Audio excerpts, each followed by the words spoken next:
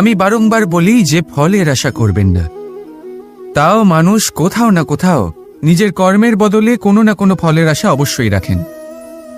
কখনো তিনি সফল হন, কখনো অসফল। সেই জন্যই আমি বলি যে ফলের আশা কখনো রাখবেন না, কারণ সাফল্য বা অসফলতা মনের মধ্যে রাখলে কখনো কোনো লাভ হয় না। যদি সাফল্য মনের মধ্যে রাখেন তাহলে অহংকার জন্ম নেবে।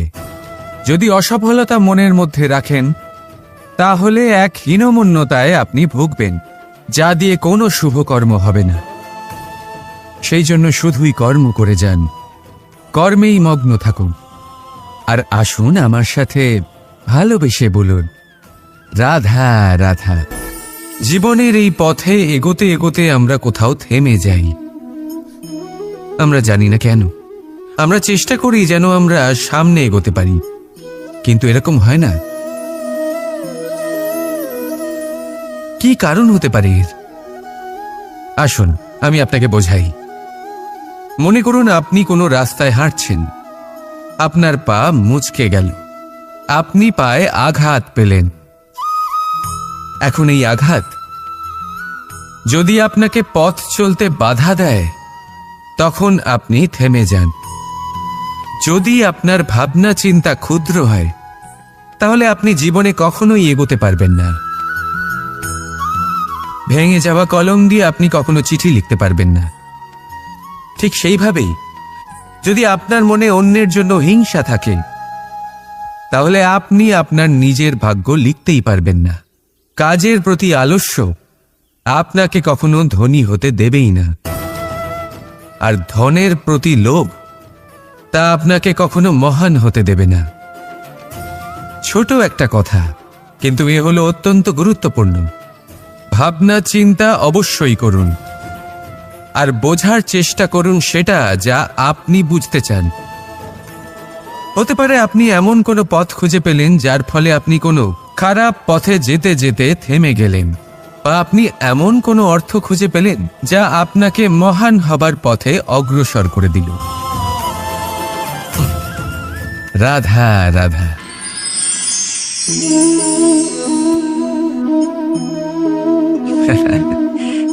আপনি হয়তো ভাবছেন আমি কি করছিটা কি।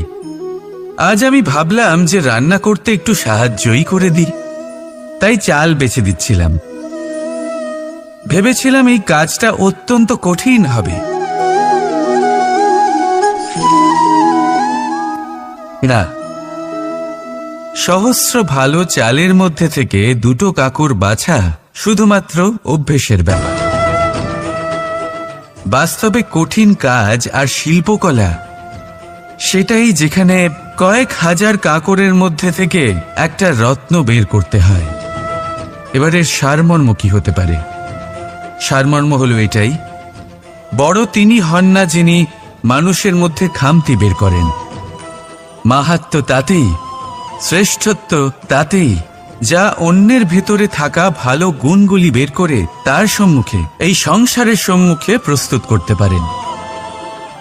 আসুন আমার সাথে ভালোবেসে বলুন, রাধা রাধা।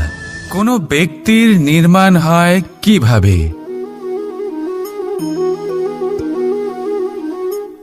কেউ বলবেন পঞ্চতত্ত্বের দ্বারা, কেউ বলবেন আত্মা, দেহ ও চেতনার দ্বারা, কেউ বলবেন ঈশ্বরের কৃপার দ্বারা, তো কেউ বলবেন এই প্রকৃতির পরীক্ষার দ্বারা। না, মানুষের নির্মাণ হয়ে থাকে বিশ্বাস দ্বারা। ব্যক্তি তখনই গড়ে ওঠেন যখন ব্যক্তিত্ব থাকে, ঠিক কিনা? আর ব্যক্তিত্ব তখনই হবে আর সেরকমই হবে যেরকম বিশ্বাস আপনি নিজের উপরে রাখবেন। যদি আপনি মনে করেন আপনি বিষের ন্যায় হবেন তাহলে আপনি বিষাক্তই হবেন। যদি আপনি এটা মনে করেন যে আপনি অমৃতের ন্যায় হবেন তাহলে আপনি অমরই হয়ে যাবেন। যদি আপনি নিজের উপরে বিশ্বাস রাখেন যে আপনি সংসারের সব থেকে উঁচু পর্বতের শিখরে পৌঁছতে পারবেন তাহলে আপনি অবশ্যই পৌঁছবেন। যদি আপনার এরকম মনে হয় যে আপনি এরকম কখনো করতে পারবেন না তাহলে এরকম কখনোই হবে না। ভেবে দেখবেন, বিশ্বাসের মধ্যেই বিশ্ব বাস করে থাকে। তো আপনার অস্তিত্ব কেন করবে না? যেমন বিশ্বাস আপনি নিজের উপরে রাখবেন, তেমনই আপনি হয়ে উঠবেন। সেই জন্য নিজের উপরে বিশ্বাস রাখুন। আর হ্যাঁ, ভালোবেসে বলুন, রাধা রাধা। এই সম্পর্ক হলো গুরু এবং শিষ্যের। গুরু হলেন ধনুকের সেই প্রত্যঞ্চার মতো, যিনি নিজেকে পেছনে রেখে শিষ্যকে তার গন্তব্যের দিকে এগিয়ে দেন, তাকে নিজের লক্ষ্য ভেদ করতে দেন, আর সর্বদাই কঠোর হয়ে থাকেন যাতে শিষ্য কখনোই নিজের লক্ষ্যচ্যুত না হয়। ধন্য হলেন এমন গুরু যারা শিষ্যকে নিজের গন্তব্যে পৌঁছেও দেন এবং তার সব কৃতিত্ব তাকেই দেন, নিজের শিষ্যকে, নিজের বাণকে। তাহলে আপনারা চিরকাল এরকম গুরুকে মনে রাখবেন, সর্বদা তাদের সম্মান করবেন, সর্বদা তাদের ভালোবাসবেন, কখনো জীবনে পিছিয়ে পড়বেন না আপনি। আসুন আমার সাথে ভালোবেসে বলুন, রাধা রাধা। আপনি কি কখনো কোনো উঁচু পর্বতের শিখরে পৌঁছতে পেরেছেন?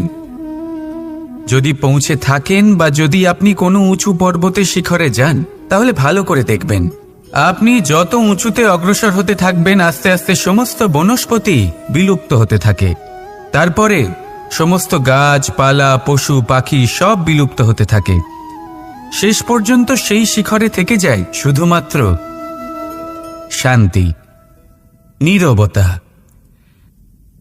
আমাদের মানুষের সাথেও এটাই হয়। মানুষ যখন আত্মবিকাশের পথে অগ্রসর হতে থাকে এবং নিজের জীবনের শিখরে পৌঁছতে চায়, তখন তার একা থাকা অত্যন্ত প্রয়োজনীয় হয়। আর তাকে তখন ত্যাগ করতে হয় নিজের সুখ স্বাচ্ছন্দ্য, নিজের সম্পত্তি, নিজের সমৃদ্ধি, নিজের সৌন্দর্য। দেখুন, জীবনের শিখরে পৌঁছনো একেবারেই সহজ কাজ নয়। এ হলো অত্যন্ত দুর্গম এক পথ। কিন্তু যদি আপনি সেখানে পৌঁছতে চান, তাহলে আপনাকে ত্যাগের প্রবৃত্তি জাগিয়ে তুলতে হবে।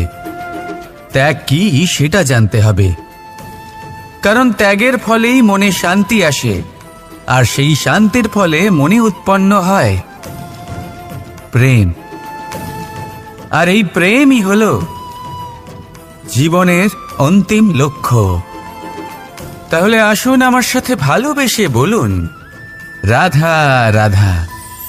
মানুষ নিজের জীবনে ঈশ্বরকে খুব মান্য করে, ওনার জন্য কি না করে। ভিন্ন ভিন্ন নামে তাকে স্মরণ করে, তাকে পুজো করে, তার আরাধনা করে। সে জানে যে ঈশ্বর তাকে শক্তি অবশ্যই দেবেন, তাকে সাহায্য অবশ্যই করবেন। কিন্তু যখন প্রশ্ন আসে গুরু এবং ঈশ্বরের, তখন গুরুর মান কখনো কম হওয়া উচিত নয়। কারণ সত্যি বলতে কি, গুরুই হলেন সেই সিঁড়ি যা বেয়ে আপনি ঈশ্বরের কাছে পৌঁছানোর পথ খুঁজে পাবেন। সেই পথ আপনি গুরুর থেকেই পাবেন। গুরু না থাকলে আপনি কখনো ঈশ্বর লাভ করতেই পারবেন না। আর জীবনে অনেক সময় লক্ষ্যের থেকেও অনেক বেশি গুরুত্বপূর্ণ হলো পথ। তাই এই পথের সম্মান করতে শিখুন, অর্থাৎ গুরুকে সম্মান করতে শিখুন, কারণ গুরুই হলেন পরমেশ্বর। তাহলে আসুন আর আমার সাথে ভালোবেসে বলুন, রাধা রাধা। পঞ্চমহাভূত। জীবন রচনায় এর অবদান অনস্বীকার্য। এই পঞ্চমহাভূত আসলে কি? জল, বায়ু, অগ্নি, মাটি আর আকাশ। এবার শুধুমাত্র জীবন রচনায় এর অবদান আছে তা নয়, শুধু শরীর রচনাতে এর যোগদান আছে তা নয়, বরং এরা হলো আমাদের জীবনের সবথেকে বড় শিক্ষক। এবার আপনারা সকলে চমকে যাবেন, হয়তো আপনারা এই দৃষ্টিভঙ্গি দিয়ে কখনো দেখেননি। আমি আজ আপনাদের বোঝাবো। এদের মধ্যে সবথেকে বড় তত্ত্ব জল। এই আমাদের কি শেখাচ্ছে? এই জল, এর নামই হলো জল, কিন্তু এ কখনোই আমাদের জ্বালায় না, আমাদের জ্বলনের কারণ হয় না। তাহলে কি করে? আমাদের তৃষ্ণা মেটায়, আমাদের শীতলতা প্রদান করে, জীবন দান করে। এর দ্বারা আমরা কি শিক্ষা লাভ করি? যে আপনার উৎপত্তি যেখান থেকেই হোক না কেন, আপনি যেখানেই জন্মগ্রহণ করুন না কেন, আপনার কর্ম সর্বদা শ্রেষ্ঠ হওয়া উচিত। আপনি জলকে যে কোনো পাত্রে রাখুন না কেন, সে সেই অনুসারেই নিজের আকার ধারণ করে নেয়। এর দ্বারা আমরা কি শিক্ষা পাই? এই শিক্ষাই পাই যে যে কোনো পরিস্থিতিতেই নিজেদের মানিয়ে নিতে হবে, নিজেকে সেরকম করে নিতে হবে। যে দেশেই থাকি না কেন, যে স্থানেই থাকি না কেন, যে পরিস্থিতিতেই থাকি না কেন, যে ব্যক্তির সাথেই থাকি না কেন, আমাদের সুখময় হয়ে জীবন অতিবাহিত করা উচিত। দেখুন, আমাদের কত বড় একটা শিক্ষা দিল এই জল, যা আমরা কোনোদিন দেখতেই পাইনি। নিজেকে জলের মতোই করে তুলুন। সুখের ধারায় স্বাচ্ছন্দ্যে প্রবাহমান হতে থাকবেন আপনি। নিজের আকারকে ভেঙে ফেলুন, নিজের সীমা লঙ্ঘন করুন। আপনি অবশ্যই একদিন মহানুভবতা অনুভব করবেন। তাহলে আসুন আর আমার সাথে ভালোবেসে বলুন, রাধা রাধা। আপনি কখনো কোনো পর্বতে চড়েছেন? কথায় আছে, যখন আমরা পর্বতারোহণ করি, ওপরে ওঠার সময় দুর্ঘটনার সম্ভাবনা কিছুটা কমে যায়। সেখানেই যখন পর্বত থেকে নিচে নামি, তখন দুর্ঘটনার সম্ভাবনা অত্যন্ত বৃদ্ধি পায়। অর্থাৎ নামার সময় আমাদের আরও ভারসাম্য বজায় রাখতে হয়, আরও সাবধানে থাকতে হয়, অর্থাৎ বিবেককে জাগিয়ে রাখতে হয়। এবার জীবনেও সাফল্যের পর্বত আরোহণের সাথে এটাই হয়। যখন আমরা সাফল্যের পর্বত আরোহণ করতে থাকি, তখন এমনিই আমাদের লক্ষ্য আমাদের গন্তব্যের দিকে থাকে। আমরা নিরন্তর পরিশ্রম করি, চেষ্টা করতে থাকি, আমাদের মধ্যে সেই উৎসাহ থাকে, সেই সাহস থাকে। কিন্তু একটা কথা সত্যি, সমস্ত আরোহণের পরে অবরোহণ থাকে। আর এই অবরোহণই থাকে যেখানে বেশিরভাগ মানুষ নিজের ভারসাম্য বজায় রাখতে পারেন না, আর সেইখানেই ভেঙে পড়েন। তাই জীবনে যদি সাফল্যের শিখরে পৌঁছতে চান, তাহলে আপনাকে নিরন্তর প্রয়াস করতে হবে, সংঘর্ষ করতে হবে, পরিশ্রম করতে হবে, আর নিজের লক্ষ্যের দিকে একাগ্রতা কেন্দ্রীভূত করতে হবে। তাহলে আপনি নিজের লক্ষ্য অবশ্যই পাবেন। কিন্তু যখন অবরোহণের সময় আসবে, যা নিশ্চিত রূপে আসবেই, তখন আপনাকে সংঘর্ষ করতেই হবে, ধৈর্য ধরতেই হবে, সাবধানে থাকতেই হবে, ভারসাম্য বজায় রাখতেই হবে। এটা হলো অত্যন্ত আবশ্যক, কারণ পরবর্তী সাফল্যের শিখরে আপনাকে পৌঁছতেই হবে, আর তার জন্য আপনাকে সুরক্ষিতভাবে অবরোহণ করতেই হবে। ঠিক কিনা? আসুন আর আমার সাথে ভালোবেসে বলুন, রাধা রাধা। যখনই কোনো ঘূর্ণিঝড় আসে, কোনো প্রলয় আসে, তখন দেখবেন তা কত বৃহৎ প্রভাব ফেলে, কত বড় বিনাশ ঘটায়, বিধ্বংস সৃষ্টি করে। যখন বন্যা আসে, তখন কত গভীর প্রভাব ফেলে, কত সর্বনাশ ঘটায়। নদীর পাড়ও ভেঙে বয়ে নিয়ে যায়। সেখানে কোনো গাছকে দেখুন, শান্তভাবে দাঁড়িয়ে থাকে, চুপ করে, আর নিজের কাজ করে, ছায়া প্রদান করে, ফল প্রদান করে, কোনো শব্দ না করেই নীরবে কর্ম করে। যদি নদীর কথা বলি, নদী যখন বয়ে চলে, খেতে জল প্রদান করে, বনস্পতিদের প্রাণ প্রদান করে, আমাদের পানীয় জল দেয়। এত মহান কাজ করে কোনো শব্দ না করে, নীরবতার সাথে। এ হলো এক শিক্ষা, যে এই সংসারে যারাই মহান কর্ম করেন, তারাই নীরব থেকে সেই কর্ম করতে থাকেন। কারণ ওনারা জানেন যে গুরুত্বপূর্ণ প্রচার নয়, বরং কর্ম। আর যারা রুদ্রের সাথে থাকেন, কোলাহল করেন, তারা শুধুমাত্র ধ্বংসই করেন।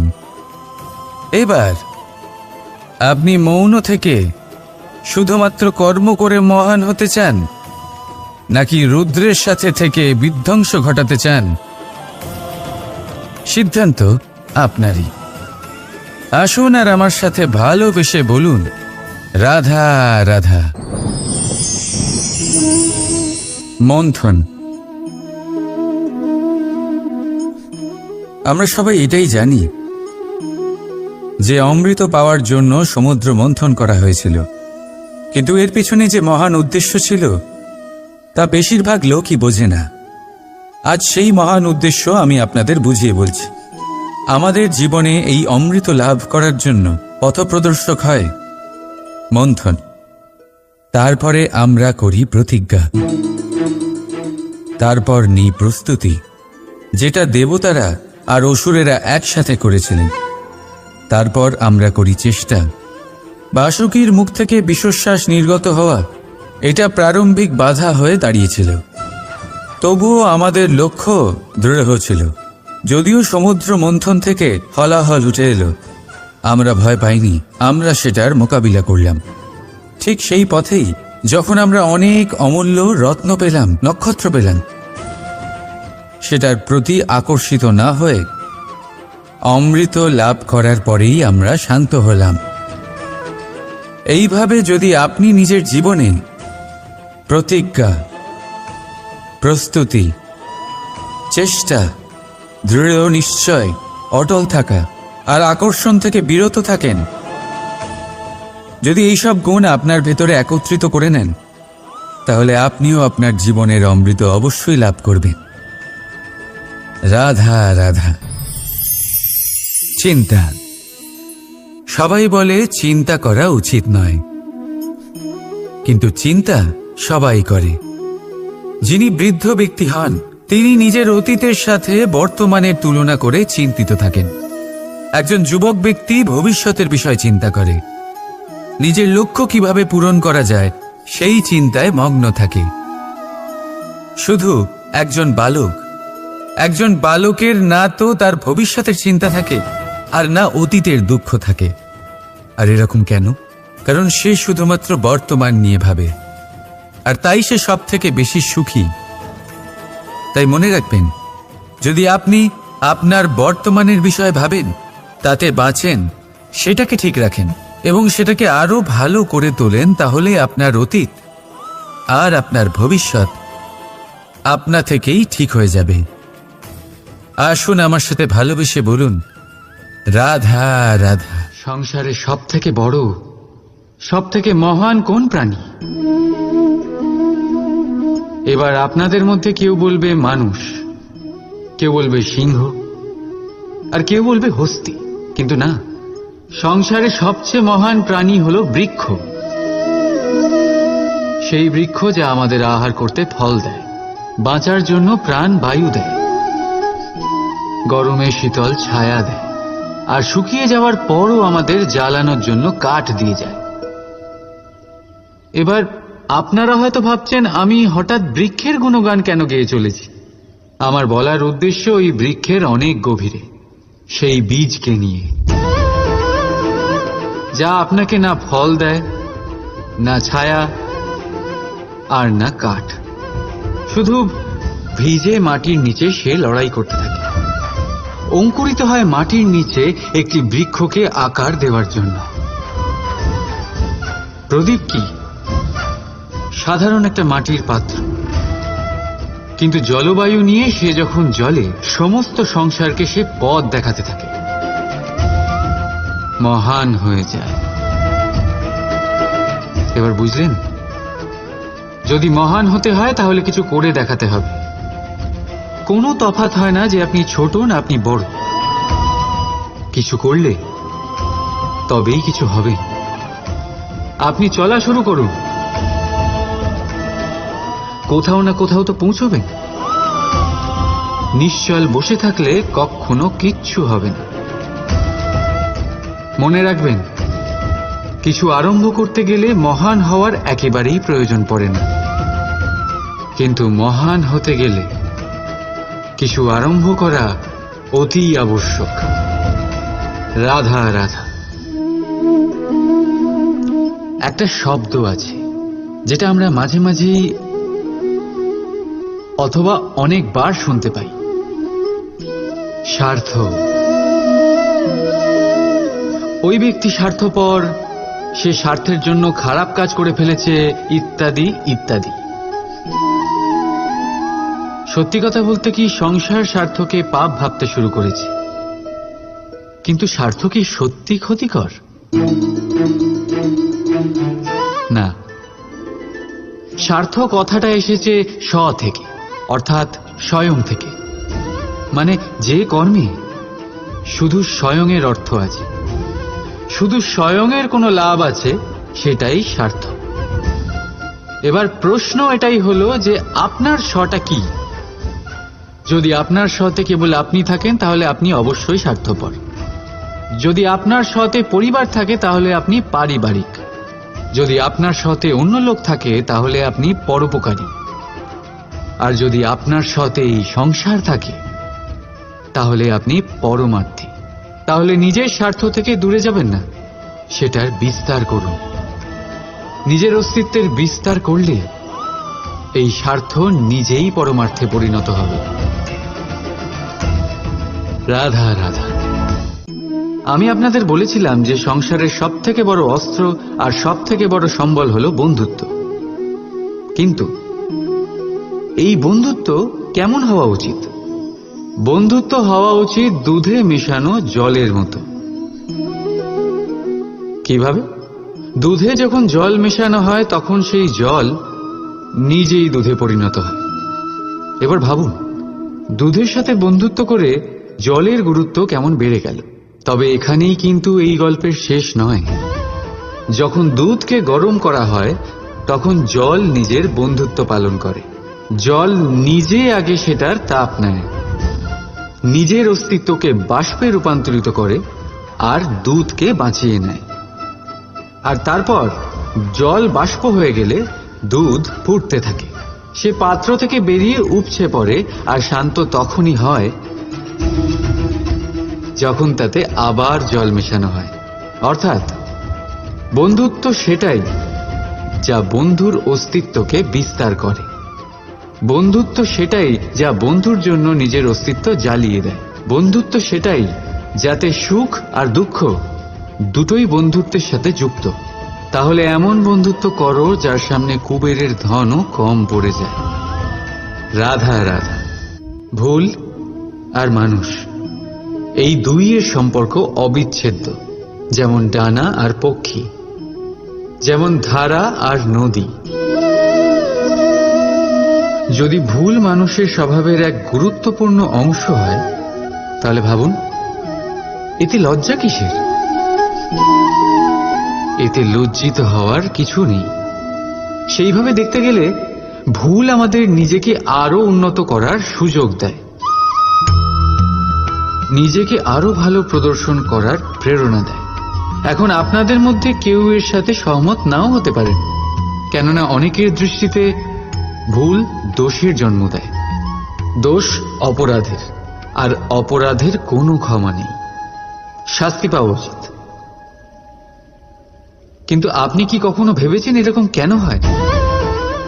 এর কি কারণ? এর কারণ হলো ভুল স্বীকার করাকে এড়িয়ে যাওয়া। যদি আপনি কোনো ভুল করে স্বীকার না করেন তবে সেই ভুল দোষে পরিণত হয়, আর দোষ অপরাধে। তবে মনে রাখবেন, নিজের ভুল স্বীকার করা সেই ভুল সংশোধন করার পথে প্রথম পদক্ষেপ হয়ে দাঁড়ায়। আর সর্বদা মনে রাখবেন, অপরাধ হলো সেটাই সময় মতো নিজের ভুল স্বীকার না করা। রাধা রাধা।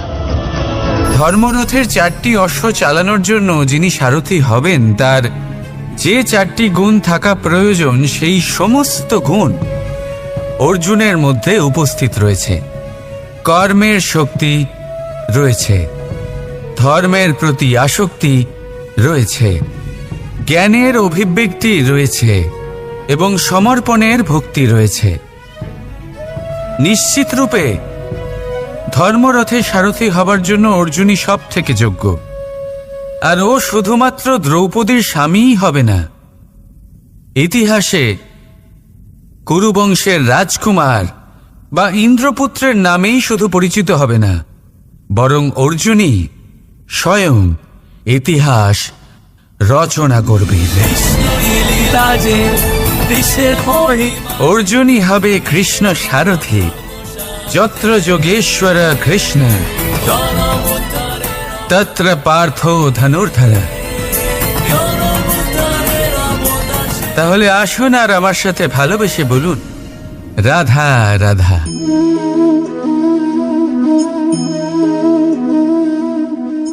আপনার কি মনে হয় আমি কি করছি? আপনি বলবেন আমি প্রদীপ জ্বালাচ্ছি, সঠিক, কিন্তু প্রশ্ন হচ্ছে যে আমি কি আপনাকে বলেছি যে একে প্রদীপ বলা হয়? না। এই প্রদীপ কি নিজেই নিজের পরিচয় আপনাকে দিয়েছে? না। তাহলে আপনি কি করে জানলেন যে একে প্রদীপ বলা হয়? উত্তর হচ্ছে প্রকাশ, যে স্বয়ং জ্বলে অন্ধকারের মধ্যে সংসারকে পথ দেখায়, সেটাই প্রদীপ। যা নিরাশার মাঝে আশার আলো প্রদর্শন করে, সেটাই প্রদীপ। অপর দিকে আছে সাপ, যাকে না দেখেও তার ফনার আওয়াজ শুনেই লোকে ভয় পেয়ে যায়। তার মানে ব্যক্তির পরিচয় তার কর্মের দ্বারা পাওয়া যায়। তাই আপনার এটা বলার প্রয়োজন নেই যে আপনার পরিচয় কি। এটা আপনার কর্মই নিশ্চিত করবে যে লোকে আপনাকে প্রদীপ ভেবে ভালোবাসবে নাকি সাপ ভেবে ভীত হয়ে থাকবে। রাধা রাধা। সময় কত বিচিত্র হয়। সময় আমাদের পক্ষে থাকলে আমরা নিজেদের রাজা মনে করে নিই, আর সেই সময় যদি বিপক্ষে চলে যায় তাহলে নিঃস্ব হতে সময় লাগে না। তাই মানুষের একটা অভ্যেস আছে, খারাপ সময়ের জন্য কিছু সঞ্চয় করা। আত্মীয়, বন্ধু খারাপ সময় পাশ থেকে সরে যায়। যশ, মান প্রতিকূল সময় চিরস্থায়ী হয় না। তাই মানুষ মনে করে অর্থ সঞ্চয় করাই শ্রেয়। অর্থের কোনো হৃদয় নেই যা সময়ের সাথে পরিবর্তিত হবে। সংসার বলে সর্বদা অর্থ সঞ্চয় করতে থাকে। খারাপ সময় অবশ্যই কাজে লাগবে, কিন্তু আমি বলবো শুভ কর্ম করতে থাকুন, আনন্দে থাকুন, নিজের ওপর আর ঈশ্বরের ওপরে বিশ্বাস রাখুন। খারাপ সময় কখনো আসবেই না। রাধা রাধা। প্রকৃতি মানুষকে এক বিশেষ শক্তি দিয়েছে, অন্য জীবের থেকে বেশি শক্তি দিয়েছে। স্মরণ শক্তি। এই শক্তি মানুষকে অন্য জীবের থেকে ভিন্ন করে, ইতিহাস রচনা করার প্রেরণা দেয়, জ্ঞানকে বংশানুক্রমে এগিয়েও নিয়ে যায়। আর যারা ভুলে যান, অধিকাংশ সময় তারা উপহাস আর দয়ার পাত্র হয়ে যান। কিন্তু এটাই কি প্রকৃত রূপে সত্য? না। এই স্মরণ শক্তি মানুষের বিকাশের সব থেকে বড় বাধা হয়ে দাঁড়ায়। তার মনকে দূষিত করে দেয়। খারাপ অভিজ্ঞতা, কারোর করা বিশ্বাসঘাতকতা, কারোর কটাক্ষ বেশিরভাগ মানুষই ভুলতে পারেন না, আর তারপর প্রতিশোধ নিতে উদ্যত হন। প্রথমে সময় নষ্ট করেন প্রতিশোধের প্রস্তুতিতে, আর তারপর সময় নষ্ট করেন প্রতিশোধ নেওয়ার সুযোগ খুঁজতে। যদি সন্তুষ্টি পেতে চান, যদি জীবনে আনন্দ পেতে চান, তাহলে স্মরণ শক্তির সদ্ব্যবহার করুন। নিজের স্মরণ শক্তিকে চালনা করুন শুধুমাত্র ভালো কথা আর ভালো স্মৃতির দিকে। জীবনে আনন্দ পাবে। রাধা রাধা। মানুষ নিজের পরিবারের জন্য কত কিছুই না করে, দিন রাত পরিশ্রম করতে থাকে যাতে তার পরিবারের প্রয়োজন পূরণের জন্য অর্থ রোজগার করতে পারে। কিন্তু শুধু অর্থ রোজগার করাটাই কি যথেষ্ট? আপনি বলবেন, হ্যাঁ নিশ্চয়ই, অর্থ দিয়ে সব কিছু পাওয়া যায়, বিদ্যা পাওয়া যায়, বাড়ি পাওয়া যায়, ওষুধ পাওয়া যায়, আর কত কিছুই না পাওয়া যায়। এইসব একটা পর্যায় পর্যন্ত সঠিক, কিন্তু একটু মন দিয়ে ভেবে দেখুন, যখন কোনো শিশু অসুস্থ হয়ে পড়ে তখন সে ওই তিক্ত ওষুধ কেন খেয়ে নেয়? এই জন্য কারণ ওর পিতা সেই ওষুধ অর্থ দিয়ে কিনেছে? না, বরং এই জন্য কারণ তার পিতা যে তার সামনে দাঁড়িয়ে, তার ওপরে তার বিশ্বাস আছে, বিশ্বাস আছে যে উনি তার কিচ্ছু হতে দেবেন না। এই বিশ্বাস, এই সংস্কার, এই শিক্ষা কখনো অর্থ দিয়ে পাওয়া যায় না। এইটা পাওয়া যায় সেই সময় থেকে যা মাতা পিতা তাদের সন্তানের সাথে কাটিয়েছেন। তাই জীবনে অর্থ অবশ্যই উপার্জন করুন, কিন্তু নিজের পরিবারকেও সময় দিন, আনন্দ পাবে। রাধা রাধা। কখনো কোনো পাখিকে দেখেছেন? যখন তারা ডিম পাড়তে প্রস্তুত হয় তখন তারা সবচেয়ে আগে একটা স্থান খোঁজে, একটা স্থান যা বর্ষা, রৌদ্র আর শত্রুর থেকে সুরক্ষিত হয়। তারপর তারা বাসা তৈরি করে, তারপরেই ডিম পাড়ে। আর তারপর যখন সেই ডিম ফুটে তার সন্তানদের জন্ম হয়, সে তাদের খাবার খাওয়ায়, তাদের রক্ষণাবেক্ষণ করে। কিন্তু যখন তাদের ডানা গজায়, তখন না সে তাদের খাবার দেয় আর না তাদের বাসা বানাতে শেখায়। শুধুমাত্র তাদের উড়তে শেখায় সে। তারপর সেই বাচ্চারা আকাশে উড়তে শিখে নিজেরাই নিজেদের খাবার জোগাড় করতে শিখে যায়, নিজেরাই নিজেদের বাসা বানাতে শিখে যায়। আর আমরা মানুষেরা কি করি? আমাদের সন্তান বড় হয়ে যাওয়া সত্ত্বেও তাদের নিয়ে সর্বদা দুশ্চিন্তা করি। তার জন্য আমরা গৃহ নির্মাণের চেষ্টা করি।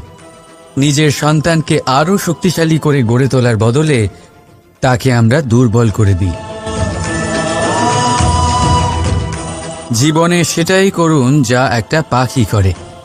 নিজের সন্তানকে আকাশে ওড়ার শিক্ষা দিন, সংস্কার দিন, আর একটা নির্দিষ্ট সময়ের পরে তাকে নিজের আকাশ নির্ধারণ করতে মুক্ত করে দিন। রাধা রাধা। সাগরে সেতু বাঁধার গল্প তো আপনারা নিশ্চয়ই শুনে থাকবেন। রামচন্দ্রের সেনাকে 100 যোজন সমুদ্র অতিক্রম করে লঙ্কায় আক্রমণ করতে হতো। সেতুকার নল আর নীল সেতু বাঁধার উপায় বের করল, কিন্তু প্রশ্ন ছিল সেতু বাঁধা কি করে হবে? সমুদ্র অত্যন্ত গভীর। কত পাথর দেওয়া হলে এই বিশাল সমুদ্র অতিক্রম করা সম্ভব হবে? তখন এক উপায় নির্ধারিত হল। পাথরের ওপর লেখা হলো রামের নাম। আর যখন সেই পাথরগুলোকে সাগরে ফেলা হলো, সেগুলো ভাসতে লাগলো। এবারে কেউ বলবেন এটা রামচন্দ্রের নামের মহিমা, কেউ বলবেন এটা নারায়ণের কোনো জাদু। কিন্তু না, এটা রামচন্দ্রের সেই গুণ, ওনার ব্যক্তিত্বের সেই মহান দিক যা ওনার প্রতিনিধিত্ব করেছে।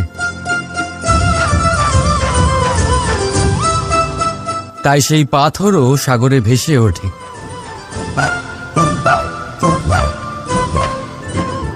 ঠিক সেইভাবেই যেখানে আমরা থাকি না, সেখানে আমাদের গুণ আমাদের প্রতিনিধিত্ব করে। আমাদের নামের শক্তি আমরা নিজেরাই তৈরি করি, আমাদের কর্ম দিয়ে, আমাদের গুণ দিয়ে। এবার সিদ্ধান্ত আপনার যে আপনার নামের সাহায্যে কেউ বিপদ থেকে উদ্ধার হবে, নাকি আপনার দুষ্কর্মের ফলে কেউ ডুবে যাবে। ভালো করে ভেবে দেখুন। রাধা রাধা। আমাদের জীবনে গুরুজনেরা, জ্ঞানী মানুষজন সবসময় একটা কথা বলেন, ধৈর্য ধরো। শুধুমাত্র দুটো শব্দ, কিন্তু কতটা বিশাল সেটা বোঝার চেষ্টা করুন। ছোট একটা অস্ত্র হাতে নিন এবং একটা বিশাল পর্বতে নিরন্তর প্রহার করতে থাকুন। ধৈর্য ধরে সেই কাজ করতে থাকুন। এমন একদিন আসবে, এই বিশাল পর্বতে আপনি একটা পথ তৈরি করবেন। কোনো ধনুর্ধর যখন নিজের বিদ্যা অর্জন করেন, তখন তাকেও ধৈর্য ধরতে হয়, তার নিজেকে সময় দিতে হয়, তবেই সে ধনুর্বিদ্যা শিখতে পারে। সেইভাবে আমাদের জীবনেও ধৈর্য ধরার খুব প্রয়োজন। পরিবারে ধৈর্য রাখতে পারলে তাহলে আস্তে আস্তে দেখবেন প্রেম বৃদ্ধি পাচ্ছে। সমাজে যদি ধৈর্য রাখতে পারেন, তাহলে আস্তে আস্তে এই সমাজ আপনাকে সম্মান করবে। যদি নিজের জীবনে ধৈর্য রাখতে পারেন তাহলে নিজে থেকেই আত্মবিশ্বাস বাড়বে, নিজের বিকাশ হবে। জীবনে সবই সম্ভব যদি ধৈর্য রাখতে পারেন। হয়তো আস্তে আস্তে হবে, কিন্তু হবে অবশ্যই। শুধু ধৈর্য রাখুন, কারণ ধৈর্যই সব থেকে বড় পুঁজি। আসুন আর আমার সাথে ভালোবেসে বলুন, রাধা রাধা। আমাদের জীবনে যখনই আমরা কোনো বড় দায়িত্বের সম্মুখীন হই, তখন আমরা তার থেকে দূরে পালাই আর এই অজুহাত দিই যে না না, এত বেশি ভার বহন করার যোগ্যতা আমার নেই, আমি করতেই পারবো না। দেখুন, এই সংসারে ভিন্ন ভিন্ন ধরনের গাছ আছে, ছোট গাছ, বড় গাছ, কিন্তু বটগাছের মতো বড় এবং নিবিড় গাছ আর একটাও নেই। সে নিঃস্বার্থভাবে এই সংসারকে সেবা করে যায়, ছায়া প্রদান করে, শীতলতা প্রদান করে। আর যখন এমন সময় আসে যখন তার ওপর বোঝা অত্যন্ত বেড়ে যায়, সে কিন্তু কোনোভাবেই ভেঙে পড়ে না। তখন সে নিজের নিঃস্বার্থ কর্মের ফল লাভ করে, সেই নিঃস্বার্থ কর্ম যা সে করেছে। তার দেহ থেকে ছোট ছোট ঝুড়ি বার হয় এবং তা কাণ্ডের আকার ধারণ করে। সেই কাণ্ড মাটির কাছে পৌঁছয় এবং তারপর তা বটগাছের সহায়ক হয়ে ওঠে। সে ভেঙে পড়ে যায় না। এইভাবে আপনিও জীবনে নিঃস্বার্থভাবে সবার সেবা করুন, ভালোবাসুন, সবাইকে সাহায্য করুন। যেদিন আপনার ওপর বোঝা অত্যন্ত বেড়ে যাবে, সেদিন এই সব মানুষ আপনাকে সাহায্য করার জন্য আসবেন, আপনার শক্তি হয়ে উঠবেন। আর আপনি বটগাছের মতোই মহান এবং বিশাল হয়ে উঠবেন। আসুন আর আমার সাথে ভালোবেসে বলুন, রাধা রাধা। একটা শব্দ আছে, পরিস্থিতি। অনেক মানুষের মুখে আমরা এই শব্দ শুনি।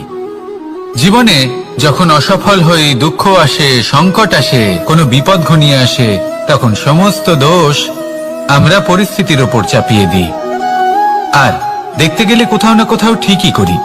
এই পরিস্থিতি প্রত্যেক দিনের মতো পাল্টাতে থাকে, কিন্তু এই দিন, এই রাত, এমন কেউ আছেন যিনি এর উপরেও নিয়ন্ত্রণ সাধন করেন, আর তিনি হলেন সূর্য।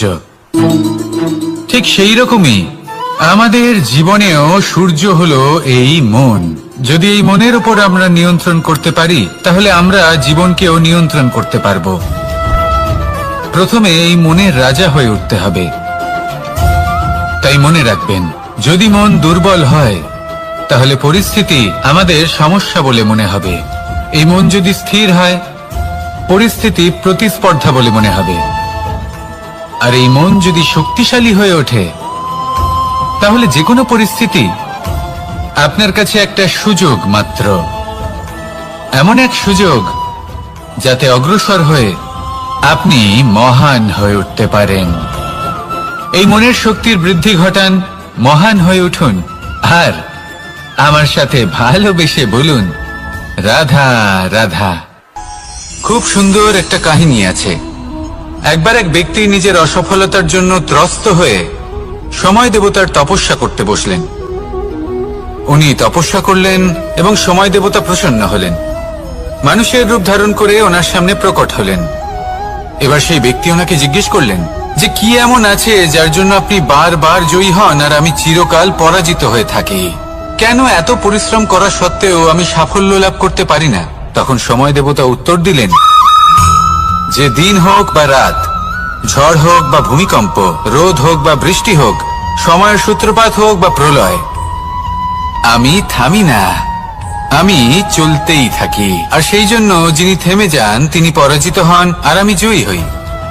এটাই আমাদের শিখতে হবে। জীবনে সবসময় চলতে থাকুন, কখনো থামবেন না। হ্যাঁ, কিছুক্ষণের জন্য বিরতি নিতে পারেন, বিশ্রাম করার জন্য, নিজেকে আরো সশক্ত করে তোলার জন্য, কিন্তু থেমে যাবেন না। নিরন্তর কর্ম করতে থাকুন, পরিশ্রম করতে থাকুন, তবেই এই সংসার আপনাকে মনে রাখবে। আসুন আমার সাথে ভালোবেসে বলুন, রাধা রাধা।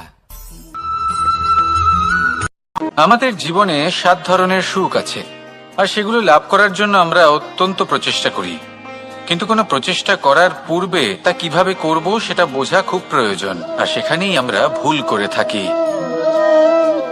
যে কাজটা আমাদের পরে করা উচিত সেটাই আমরা আগে করে বসি। আপনাকে স্পষ্ট করে বোঝাই, প্রত্যেক সুখের সাথে দুটি ক্রিয়া জড়িত থাকে। এবার যখন আমরা ধনের কথা বলি তখনও দুটি ক্রিয়া জুড়ে থাকে।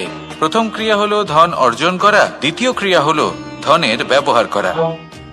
আর জীবনে ধনের ব্যবহার করার পূর্বে ধন কিভাবে অর্জন করতে হয় তা শেখা অত্যন্ত প্রয়োজনীয়। আমরা মন্দিরে যাই, ভগবানের আরাধনা করি, তার জন্য পুজো করি, ওনাকে প্রসন্ন করতে চাই, কিন্তু তার আগে ভগবানের ওপর আস্থা রাখা প্রয়োজনীয়। যদি আপনার অটল বিশ্বাস থাকে তবেই আপনি প্রকৃত ভক্ত হয়ে উঠতে পারবেন।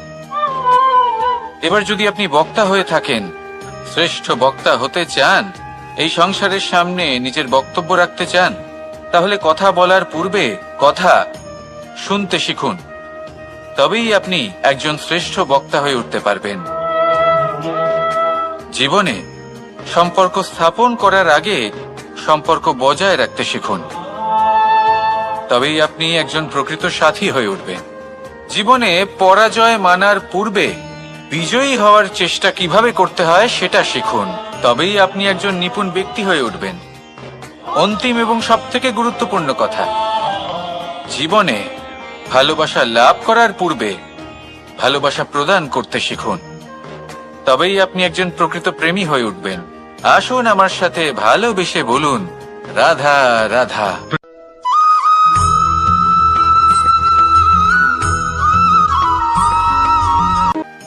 মানুষের শরীরের বিভিন্ন অঙ্গ দ্বারা ভিন্ন ভিন্ন প্রকারের কাজ করা হয়, আর সেই জন্য মানুষ নিজের শরীরের যত্ন করে, তার খেয়াল রাখে, নিজের শরীরকে সুস্থ রাখে, স্বচ্ছ রাখে, বস্ত্র পরিধান করে, আর কোথাও আঘাত লাগলে ক্ষতস্থান ঢেকে ফেলে। মানুষের শরীরে এমন একটি অঙ্গ আছে যা চোখে দেখা যায় না, যা অদৃশ্য থাকে, কিন্তু সেইটা দিয়ে মানুষের বিষয়ে অনেক কিছু জানা যায়। এবং মানুষের শরীরের সেই অঙ্গের নাম হলো বাণী, আপনার ভাষা। আপনি যেভাবে কথা বলেন, যার সাথে কথা বলেন, আপনি যেভাবে শব্দ চয়ন করেন, তার দ্বারা আপনার বিষয়ে অনেক কিছু বোঝা যায়, আপনার ব্যক্তিত্বের বিষয়ে অনেক কিছু বোঝা যায়। সেই জন্য সবসময় কিছু বলার আগে একটু ভেবে নিন, নিজের কথার ওপর একটু নিয়ন্ত্রণ রাখুন। আমার কথা শুনুন, এই হৃদয়কে শুদ্ধ করে তুলুন। যদি এই হৃদয় শুদ্ধ থাকে তাহলে সর্বদা মধুর বাণী নির্গত হবে, যা সবাইকে প্রফুল্ল করে তুলবে, আর তখন এই মন প্রসন্ন হয়ে বলবে, রাধা রাধা।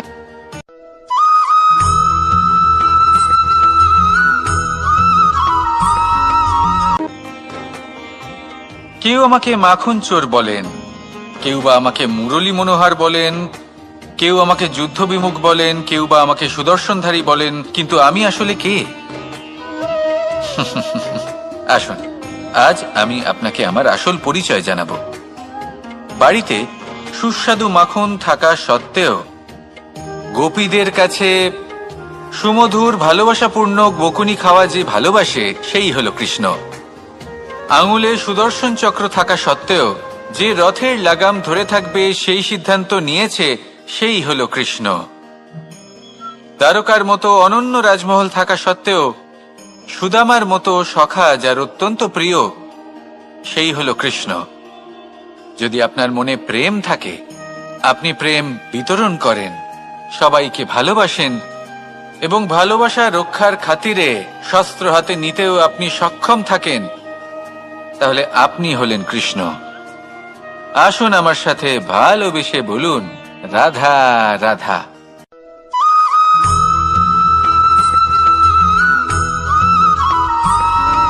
ধন, সম্পদ, ঐশ্বর্য, মানুষ হয় নিজের সৌভাগ্যের দ্বারা এগুলো লাভ করে থাকেন বা কর্মের দ্বারা। সৌভাগ্য আসলে কি? গ্রহের দশা, যা প্রত্যেক মুহূর্তে বদলাতে থাকে। কর্মের মাধ্যমে যখন আপনি ধন অর্জন করেন, তখন সেই ধন আপনার আগামী প্রজন্ম লাভ করে। সেটা হয় সে ভোগ করে বা তার জন্য তার ভোগান্তি হয়। আর এটা নির্ভর করছে আপনার কর্মের ওপরে। কি কর্ম করেছেন আপনি সেই ধনকে লাভ করার জন্য।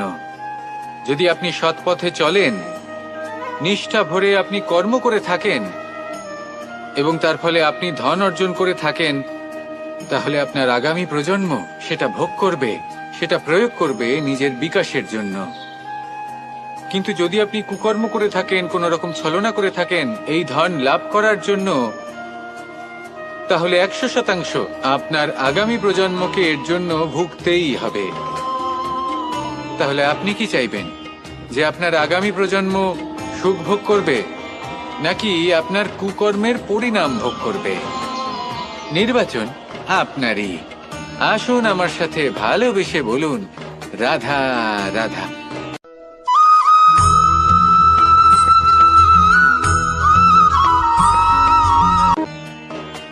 এমন অনেক মানুষ আছেন যারা আমাকে ভগবানের পরিভাষা জানতে চান, যে ভগবান আসলে কি, তিনি কেমন। এবার দেখুন, ভগবান হোক বা আপনার স্বপ্ন হোক বা আপনার লক্ষ্য হোক না কেন, সেই লক্ষ্য তখনই পূর্ণ হয়, তখনই তাকে লাভ করা সম্ভব যখন আপনার দৃষ্টিভঙ্গি মঙ্গলময় হয়, যখন আপনি নিজে মনে করবেন যে আমি যেটা পেতে চাইছি তা শুভ। উদাহরণস্বরূপ, কোনো পাখিকে দেখুন, সে গাছের ডালে বসে এবং সেখানেই বিশ্রাম করে, কিন্তু পড়ে না। কেন? কারণ ওর বিশ্বাস যে যে শাখার উপরে ও বসে আছে সেটাই হলো ওর বাসস্থান। যদি আপনি বিশ্বাস করেন তাহলে আপনি পাথরের মধ্যেও ভগবান দর্শন করতে পারবেন। আর যদি বিশ্বাস না থাকে, তাহলে যদি ভগবান সামনে দাঁড়িয়েও থাকে তবেও আপনার বিশ্বাস হবে না। তাই বিশ্বাস করতে শিখুন। এই বিশ্বাসের আধারেই আপনি সেই সব কিছু পাবেন যা আপনি পেতে চাইছেন। আসুন আমার সাথে ভালোবেসে বলুন, রাধা রাধা।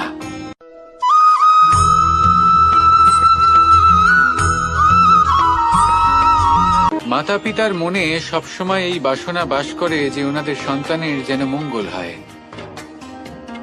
নিজের সন্তানকে সেই সবকিছু দেবার সবসময় চেষ্টা করতে থাকেন যেগুলো তারা নিজেরা নিজেদের জীবনে কখনো পেতে পারেননি, এবং এই প্রক্রিয়ায় সব থেকে গুরুত্বপূর্ণ বিষয়টি ভুলে যান, নিজের সন্তানকে সেই জিনিস দেওয়া যেটা উনি সব থেকে আগে পেয়েছেন। আমি ধনের কথা বলছি না, আমি বলতে চাইছি নিজের অভিজ্ঞতা দ্বারা ওনারা যে মানসিক স্থিতি লাভ করেছেন,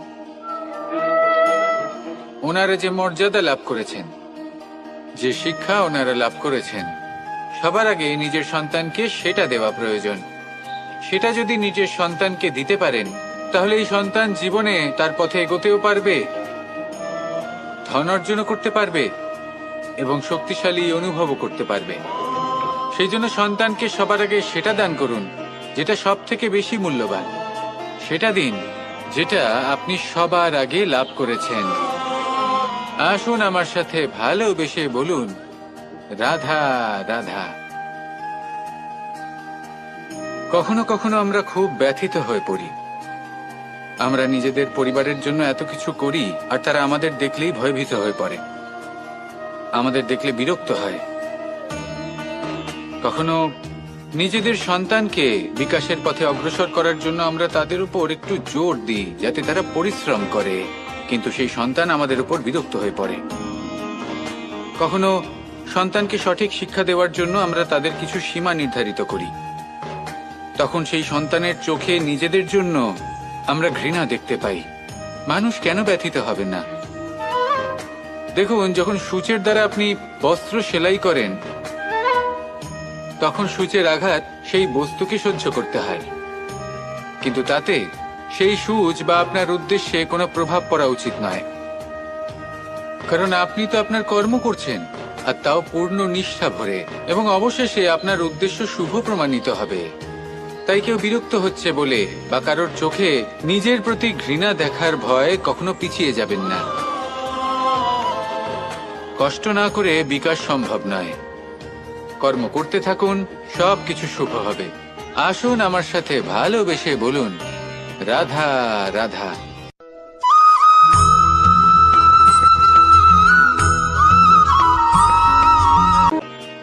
জল হলো জীবনের আধার। যদি জল না থাকে, এই সংসারের জীবনের কোনো অস্তিত্ব নেই। এই জল হলো শুদ্ধ, পবিত্র। কিন্তু যখন এই জল পরিবেশের সংস্পর্শে আসে, তখন ধুলো, ময়লা, কাদা এবং অন্যান্য বস্তু দ্বারা এই জল পূর্ণরূপে দূষিত হয়ে যায়। এবার যদি এই জলের শুদ্ধিকরণ করতে হয় তাহলে আমরা এই জলকে অস্থির হতে দিই না, তাকে স্থিরভাবে রেখে দিই। আর সেটা করলে সেই জল নিজে থেকেই সকল অশুদ্ধি ত্যাগ করে দেয়, নিজে থেকেই নিজেকে শুদ্ধ করে তোলে। এটা কিন্তু আমাদের মনের সাথেও হয়ে থাকে। এই সংসারে এত সমস্যার সম্মুখীন হয়েও কোথাও না কোথাও আমাদের এই মন মলিন হয়ে যায়, এতে নেতিবাচক ভাব জাগ্রত হয়। সেই মুহূর্তে আপনি কোনোভাবে রাগ করবেন না, মন খারাপ করবেন না, তাড়াতাড়ি কোনো সিদ্ধান্ত নেবেন না, কোনো প্রতিক্রিয়া দেবেন না। শুধু নিজের এই মনকে শান্ত করে রাখবেন, শান্ত মনে দিন যাপন করবেন।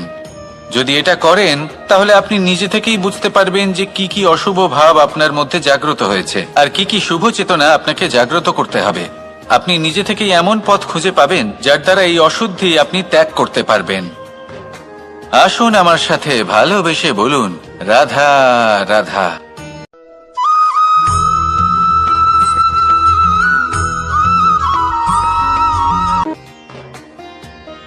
প্রেমের পরিভাষা আসলে কি?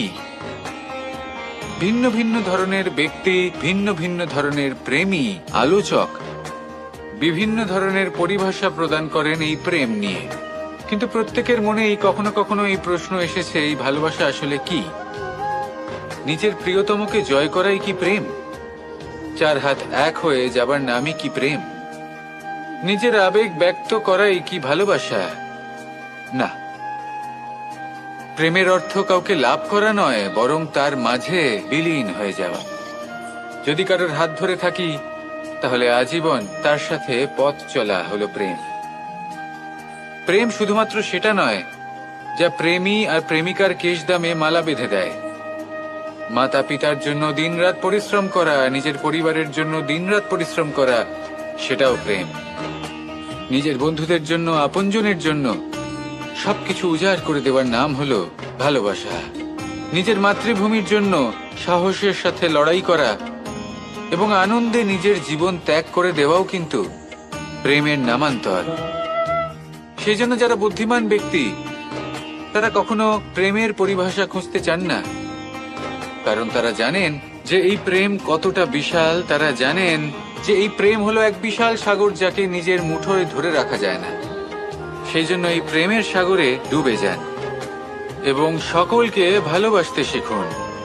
যদি সবাইকে ভালোবাসতে পারেন তাহলে তাদেরও কল্যাণ হবে যারা আপনাকে ভালোবাসে, এবং সকলকে ভালোবাসতে শিখুন। যদি সবাইকে ভালোবাসতে পারেন তাহলে তাদেরও কল্যাণ হবে যারা আপনাকে ভালোবাসে, তাদেরও কল্যাণ হবে যাদেরকে আপনি ভালোবাসেন, আর আপনারও কল্যাণ হবে। আর তখন এই মন ভালোবেসে বলবে, রাধা রাধা।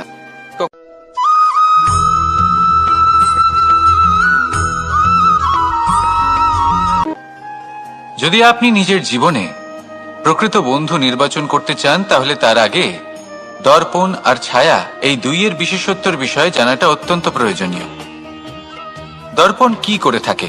যখনই আপনি দর্পণের দিকে তাকাবেন ও শুধুমাত্র আপনাকে সত্যের সাথে অবগত করাবে, ও আপনাকে কখনো মিথ্যে বলবে না। সেখানেই যদি ছায়ার কথা বলি তাহলে দেখুন ছায়া কি করে, সব সময় আপনার সাথে থাকে, কখনো আপনার সঙ্গ ত্যাগ করে না। এবার আপনার জীবনে যদি এমন কোনো বন্ধু আসে যে সবসময় আপনাকে সত্য কথা বলবে, আপনার অপগুণের বিষয়ে যদি আপনাকে বলে কিন্তু তাও সে সত্যিই বলবে, তাহলে তার উদ্দেশ্য কিন্তু আপনাকে দুঃখ দেওয়া নয়। সে আপনার অজ্ঞানতা, আপনার ভ্রম দূর করতে চায়। যদি আপনি কোনো অনুচিত পথে চলতে থাকেন তাহলে সে আপনাকে বাধা দিতে চায়। আর যদি সেই মিত্রই ছায়া সঙ্গীর মতো হয়, সে কখনোই সুখ দুঃখে আপনার সঙ্গ ত্যাগ করবে না। তার উদ্দেশ্য হলো সবসময় আপনাকে রক্ষা করা। তাই এরকম দর্পণ বা ছায়ার মতো কোনো বন্ধু যদি আপনার জীবনে আসে তাহলে তাকে কোথাও যেতে দেবেন না। সে আপনার জীবনকে সুখময় করে তুলবে। আর যদি আপনার জীবনে উপস্থিত বন্ধু এমন না হয় তাহলে তাকে নিজের থেকে দূরে করে দেওয়াই বাঞ্ছনীয়।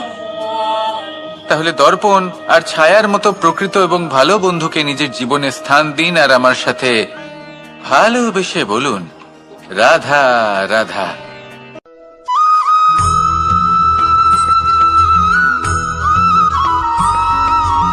জন্যই প্রশ্ন আসতে পারে যে ইমারত কেন নির্মাণ করা হয়, কেন উৎসব পালন করা হয়, কেন মানুষ নিজেদের জন্মদিন পালন করেন, কেন দোল, বিজয়া দশমী, রাখি, দীপাবলির মতো উৎসব পালন করা হয়।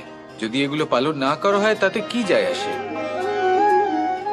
যদি এই দোল উৎসব পালন না করা হয় তাহলে কি এই সংসার ভুলে যাবে যে নারায়ণের প্রতি ভক্তির কারণে ভক্ত প্রহ্লাদকে অগ্নি স্পর্শও করতে পারেনি? যদি বিজয়া দশমী পালন না করা হয় তাহলে কি এই সংসার ভুলে যাবে যে এই দিনে শ্রীরাম রাবণকে বধ করেছিলেন? যদি আমরা দীপাবলির এই উৎসব পালন না করি তাহলে কি এই সংসার এটা ভুলে যাবে যে অযোধ্যাতে অমাবস্যার এমন এক রাত এসেছিল যে রাত্রে অযোধ্যা পূর্ণিমার থেকে বেশি উজ্জ্বল হয়ে উঠেছিল? যদি এই রাখি উৎসব পালন না করা হয় তাহলে কি এই সংসারের ভাই এবং বোনেরা একে অপরের প্রতি ভালোবাসা কি সেটা ভুলে যাবে?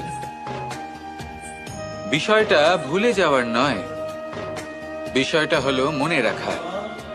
যখন জীবনে আমরা কোনো একটা স্থানে পৌঁছই, উপলব্ধিগুলোর উৎসব পালন করি, যাতে সেই মুহূর্তে আমরা সকলের মধ্যে আনন্দ ছড়াই এবং মানুষ সেই মুহূর্তটা মনে রাখেন।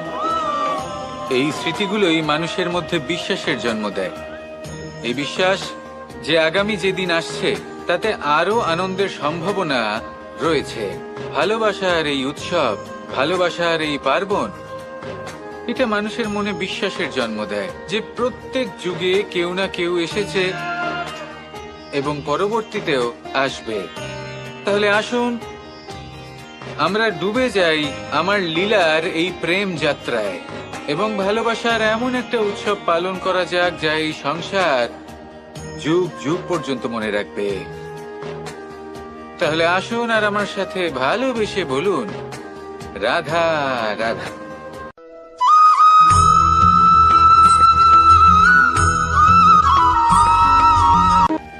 আমাদের এই জীবন, তাতে এই যে সময় চক্র, তা তিনটি ভাগে বিভক্ত।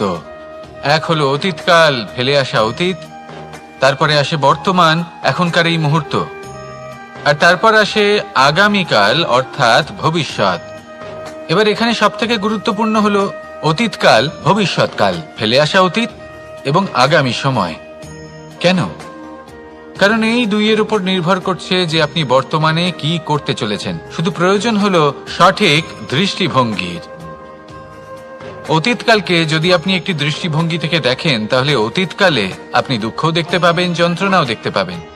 অন্য কোনো দৃষ্টিভঙ্গি থেকে দেখলে আপনি অতীতকাল থেকে শিক্ষাও লাভ করবেন। এবার এই শিক্ষা অনুসারেই বর্তমানে কর্ম করা উচিত। এবং যদি ভবিষ্যতের কথা বলি তাহলে বলবো ভবিষ্যতের কথা ভেবে আপনি আজ অবশ্যই চিন্তিত হতে পারেন। অন্য একটি দৃষ্টিভঙ্গি থেকে দেখলে এই ভবিষ্যতেই আপনি একটি লক্ষ্য, একটি উদ্দেশ্য দেখতে পাবেন যে আপনি কি করতে চান, কি লাভ করতে চান। এবার সেই অনুসারে বর্তমানে কর্ম করা উচিত, ভবিষ্যৎ এবং অতীতকাল অনুসারে। এভাবেই যদি জীবনে কর্ম করতে থাকেন আপনার এই বর্তমানের দিনগুলো আপনি একটু নতুন ভাবে বাঁচতে পারবেন। এভাবেই যদি জীবনে এগোতে থাকেন তাহলে আপনার জীবনে আনন্দের উদ্ভব হতে কেউ বাধা দিতে পারবে না। আসুন আমার সাথে ভালোবেসে বলুন, রাধা রাধা।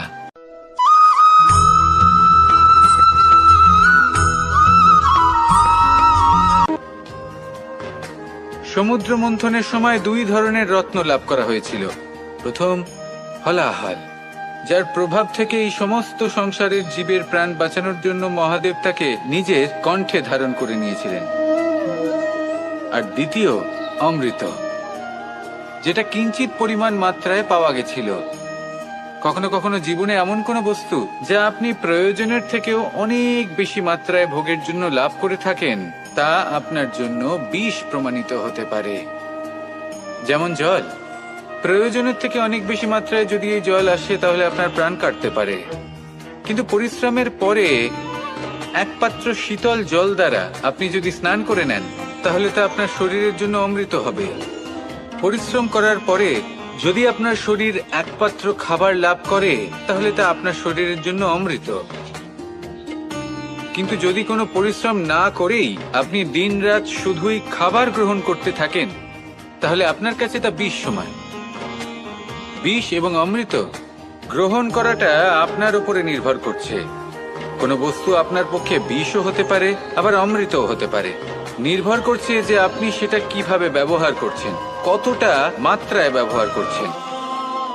আসুন আমার সাথে ভালোবেসে বলুন, রাধা রাধা।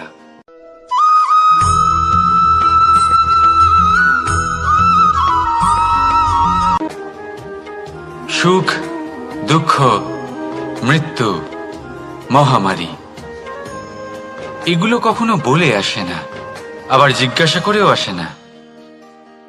এমনই হয় দ্রুত ক্রীড়ার এই খেলায়।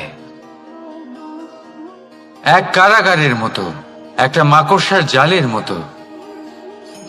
যেমন একটা মাকড়সার জাল একটা পোকাকে নিজের দিকে আসতে আকর্ষিত করে নিজের চমকের দ্বারা, নিজের গঠন দ্বারা, সেরকমই দ্রুত ক্রীড়ার এই খেলা মানুষকে নিজের দিকে আসতে প্ররোচিত করে। শেষে গিয়ে মানুষ আটকা পড়ে। পার্থক্য শুধু এটাই, যখন এক পোকা এই জালে জড়িয়ে পড়ে তখন সে তার প্রাণ হারায়। মানুষ যখন এই দ্রুত ক্রীড়ায় আকর্ষিত হয়, সে নিজের মান, নিজের ধন সবকিছু হারায়, নিজের বিবেক হারিয়ে ফেলে। কিন্তু আপনি আপনার বিবেক কখনোই হারাবেন না। যদি আপনার মনে লোভ চলে আসে, আপনি লোভী হয়ে ওঠেন। যদি আপনি দ্রুত ক্রীড়ার এই খেলায় আটকা পড়েন, তাহলে মনে রাখবেন, এই খেলা থেকে ফিরে আসা প্রায় অসম্ভবই বলা যায়। নিজের বিবেক কখনো হারাতে দেবেন না, কারণ বিনাশ আসার প্রথম লক্ষণ হলো বিবেকের বোধ চলে যাওয়া। এই প্ররোচনায় কখনো পা দেবেন না। আর আমার সাথে ভালোবেসে বলুন, রাধা রাধা।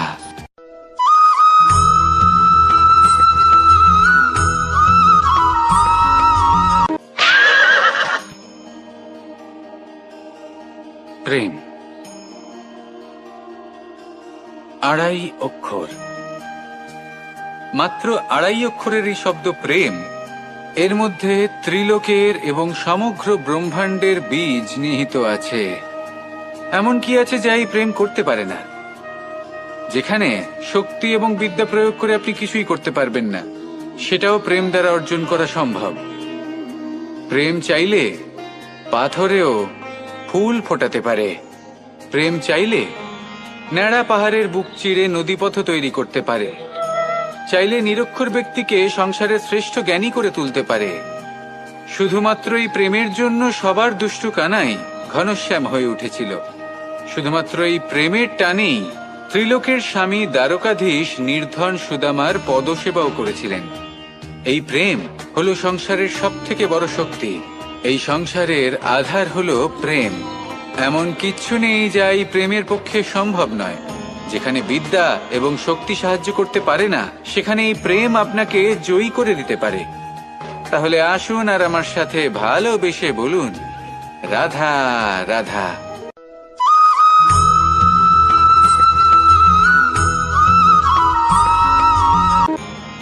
বরদান এবং অভিশাপ, এই দুই হলো একই মুদ্রার দুটি পিঠ।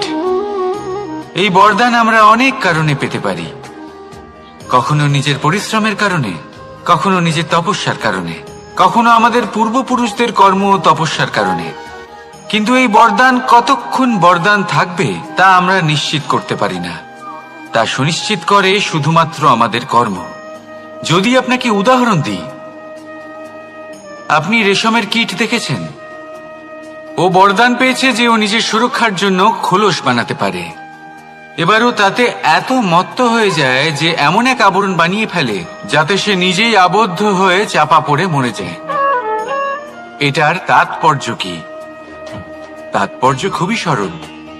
গর্ব করা খুবই ভালো, কিন্তু অহংকার করা কখনোই উচিত নয়। যদি অহংকার মনের মধ্যে প্রবেশ করে, তাহলে এই বরদান অভিশাপে পরিণত হতে সময় লাগে না। আর যদি কর্মশ্রেষ্ঠ হয়, তাহলে অভিশাপ বরদানে পরিণত হয়। তাহলে আসুন শ্রেষ্ঠ কর্ম করুন আর আমার সাথে ভালোবেসে বলুন, রাধা রাধা।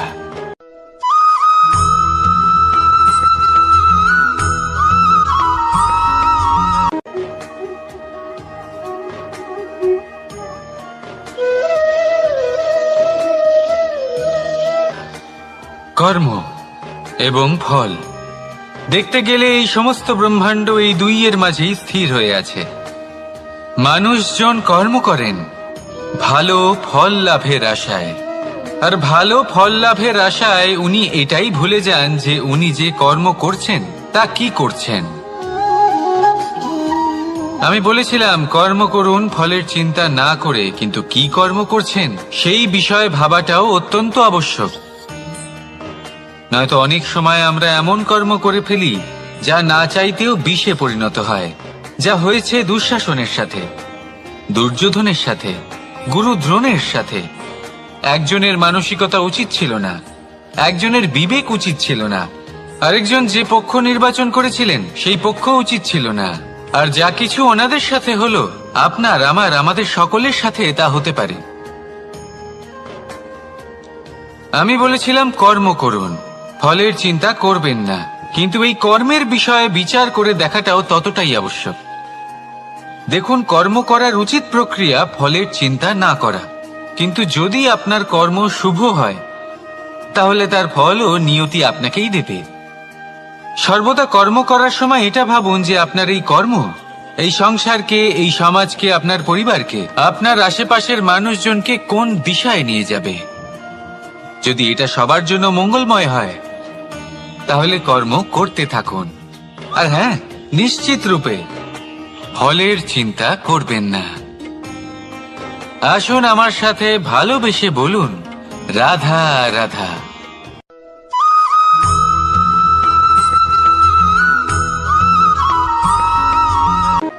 শব্দই হলো শূন্য, শব্দই হলো আরম্ভ, শব্দই হলো অন্ত, শব্দই হলো অমর, শব্দই হলো ব্রহ্ম। এই শব্দ হলো অত্যন্ত বিশেষ। কেউ কাঁদলে তাকে হাসিয়ে তোলে, কেউ হাসলে তাকে কাঁদিয়ে দেয়। কারোর মনে উদ্দীপনা জাগিয়ে তুলতে পারে, আবার কারোর মনে কাঁটা হয়ে বিঁধে থাকতে পারে। একটা অত্যন্ত গুরুত্বপূর্ণ কথা যা বোঝা অত্যন্ত আবশ্যক। আপনার মন, আপনার হৃদয়ে যতই শুদ্ধ হোক না কেন, যতই পবিত্র হোক না কেন, আপনার দৃষ্টিভঙ্গি যতই স্পষ্ট হোক না কেন, যদি আপনার কথা পবিত্র না হয়, যদি আপনার শব্দ শুদ্ধ না হয়, তাহলে তা আপনাকে আপনার কর্মফল ভোগ করতে বাধ্য করবেই। একটা সহজ উদাহরণ দিই। আপনার জীবনে এমন কেউ অবশ্যই থাকবেন যাকে আপনি পছন্দ করেন না, যিনি হয়তো অধর্মী মানুষ, যিনি হয়তো দুর্বুদ্ধি সম্পন্ন মানুষ, কিন্তু তার জন্য অপশব্দ প্রয়োগ করলে তার মধ্যে কোনো পরিবর্তন আসবে না, তার মানসিকতা বদলাবে না, শুধু মনে প্রতিশোধ স্পৃহা জেগে উঠবে, মনে হিংসা জাগবে, আর কিচ্ছু নয়। সেই জন্য নিজের শব্দকে নিয়ন্ত্রণ করুন, নিজের কথা সংযত করুন। শ্রেষ্ঠ থেকে শ্রেষ্ঠতর মানুষকেও সাবধানী হতে হয়, কারণ যদি এই শব্দের প্রয়োগ সঠিক না হয় তাহলে আজীবন মানুষকে নির্বাক হয়ে থাকতে হতে পারে। তাহলে নিজের শব্দ নিয়ন্ত্রিত রাখুন, নিজের কথাকে শুভ করুন, এতে প্রেমবোধ জাগিয়ে তুলুন, আর সেই প্রেমবোধ নিয়েই বলুন, রাধা রাধা।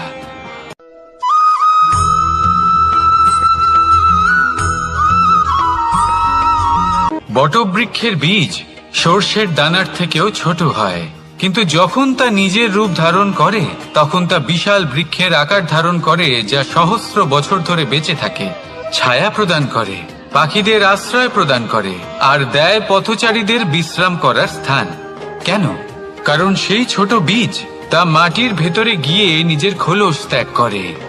অন্ধকারে থাকে সে, যতই আলো আসুক না কেন, যতই বর্ষা আসুক না কেন, সব সহ্য করে। আর তারপরে একটা চারা গাছ অঙ্কুরিত হয়, তারপর ধীর গতিতে একটা বিশাল বৃক্ষতে পরিণত হয়। দেখুন, জীবনে কঠিন সময় আসে, এই জন্য নয় যে আপনি হার মেনে নেবেন, এই জন্য আসে যাতে আপনি ভবিষ্যৎ নির্মাণের জন্য নিজেকে তৈরি করতে পারেন। যদি কঠিন সময়ে আপনি ওই বীজের মতো দৃঢ় হয়ে থাকতে পারেন, তাহলে আপনিও একদিন সেই বিশাল বৃক্ষের মতো নিজের অস্তিত্ব গড়ে তুলতে পারবেন, যা সহস্র বছর পর্যন্ত মনে রাখা হবে। আসুন আমার সাথে ভালোবেসে বলুন, রাধা রাধা।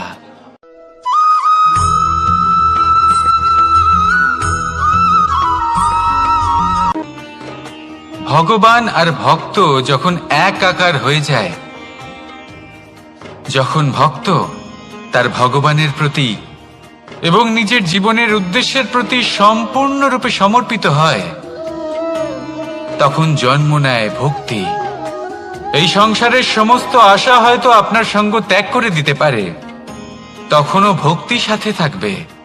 ভক্ত আর ভগবান যখন এক আকার হয়ে যায়, তাদের মধ্যে কোনো পার্থক্য থাকে না। তারা এক হয়ে যায়, এক ব্যক্তিত্ব, এক অস্তিত্ব। সেই জন্য কখনো জীবনে যে কোনো রূপেই, যে কোনো প্রকারেই, যে কোনো ঈশ্বরকে মান্য করুন, মনের মধ্যে শ্রদ্ধা ভাব জাগ্রত করুন, মনে ভক্তি ভাব জাগ্রত করুন। এই সমগ্র সংসারে সব কিছু আপনাকে ছেড়ে চলে গেলেও তখনও এই ভক্তি শুধুমাত্র আপনার উত্থান ঘটাবে। তাই মনে ভক্তি জাগ্রত করুন আর আমার সাথে ভালোবেসে বলুন, রাধা রাধা।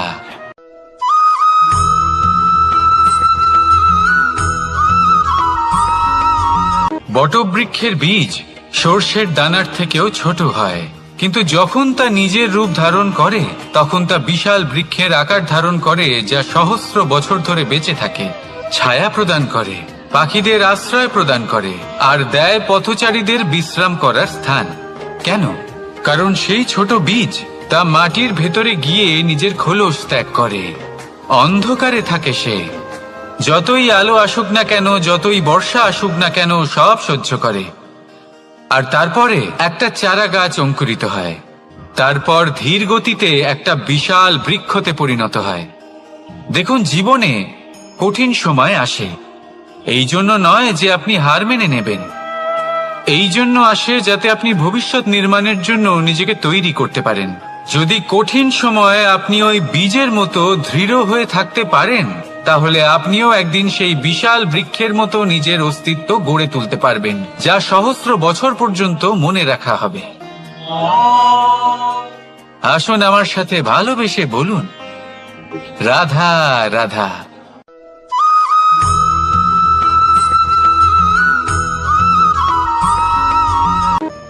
সাফল্য কে না চান? সাফল্য লাভ করার, শিখরে পৌঁছানোর আলাদাই একটা আনন্দ রয়েছে। আর আপনজনদেরও কে না চান? প্রত্যেক মানুষ চান যেন জীবনে তার কোনো আপনজন থাকে, যারা সবসময় তাদের সাথে থাকবে, কারণ আপনজনের সাথেই তো সাফল্যের আনন্দ সব থেকে বেশি পাওয়া যায়।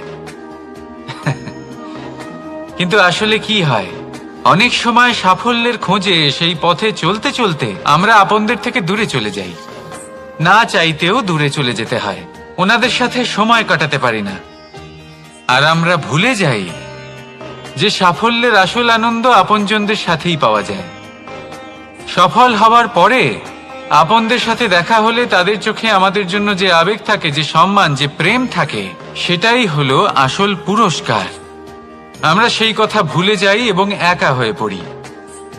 বেশিরভাগ সময় এটাই হয়, বেশিরভাগ সময় সফল মানুষগুলি একা হয়ে যান।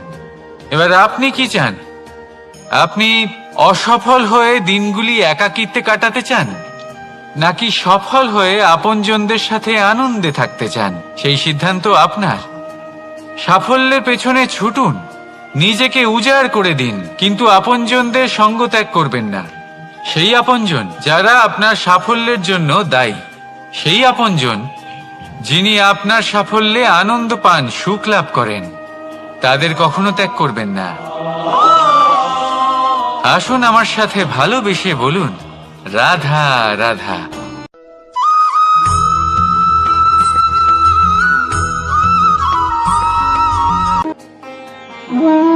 এই ব্রহ্মাণ্ড কত বৃহৎ, তাই না? যার সম্মুখে এই পৃথিবীকেও একটা বিন্দুর মতো মনে হয়। আর এই পৃথিবীতে আমরা কে হই, আমাদের আকার কি রকম, আমাদের অস্তিত্বই বা কি? যখন আমরা এভাবে ভাবি তখন মনে হয় আমরা কিছুই নই। তা আমরা যখন কিছুই নই, তাহলে আমরা এত চিন্তা করি কেন?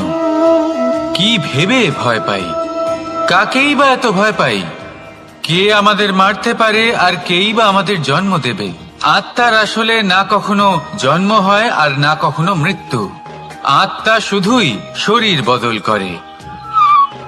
আপনি, আমি, আমরা সকলে এই শরীর নয়, আমরা হলাম আত্মা, যা হলো পরম আত্মার পরম অঙ্গ। সেই জন্য মনে রাখবেন, বাইরের কোথাও দেখবেন না, নিজের অন্তরের গভীরে গিয়ে দেখুন, আত্মাকে উপলব্ধি করতে শিখুন। ক্লেশ, ভয়, চিন্তা, এই সব কিছুর থেকে নিজেকে দূরে রাখুন, তাহলেই উপলব্ধি করতে পারবেন পরমাত্মাকে। তাহলে আসুন আমার সাথে ভালোবেসে বলুন, রাধা রাধা।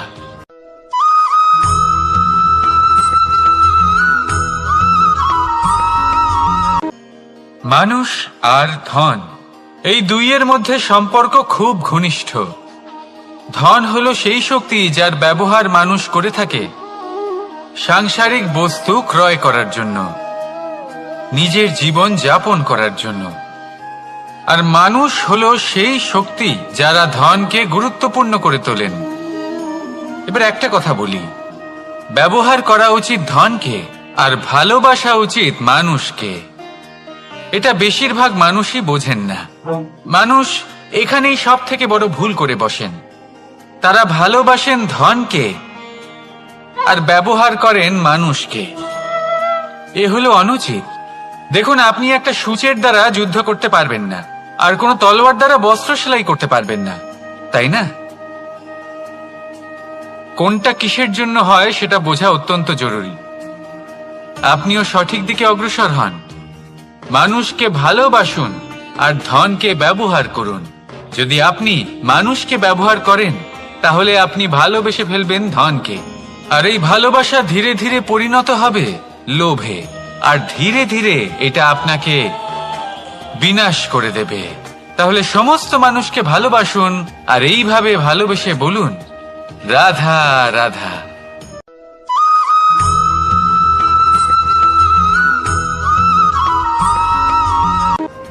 পরিবর্তন এই সংসারের শাশ্বত নিয়ম। কোন রাজা নেই যিনি চিরকাল রাজা থাকেন, কোন ধনী ব্যক্তি নেই যিনি চিরকাল ধনী থাকবেন।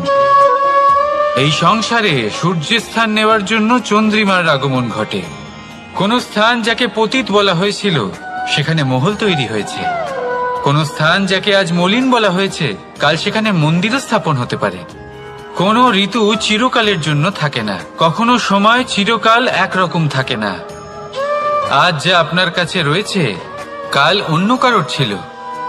আজ যে আপনার কাছে রয়েছে কাল তা অন্য কারোর কাছে চলে যাবে। আপনার সাথে কিছু থাকলে তা হলো আপনার কর্ম, কিন্তু সেই কর্মের পরিণামও আপনার নয়। আপনি শুধু কর্ম করুন, বাকি সবকিছুই পরিবর্তনশীল। কিন্তু সেই পরিবর্তনকে দেখে ভয় পাওয়ার প্রয়োজন নেই, তাকে স্বাগত জানান। যদি আপনি হাসি মুখে সেই পরিবর্তনকে স্বাগত জানান, তাহলে এই পরিবর্তনও হাসি মুখে আপনার সাথে থাকবে। আসুন আমার সাথে ভালোবেসে বলুন, রাধা রাধা।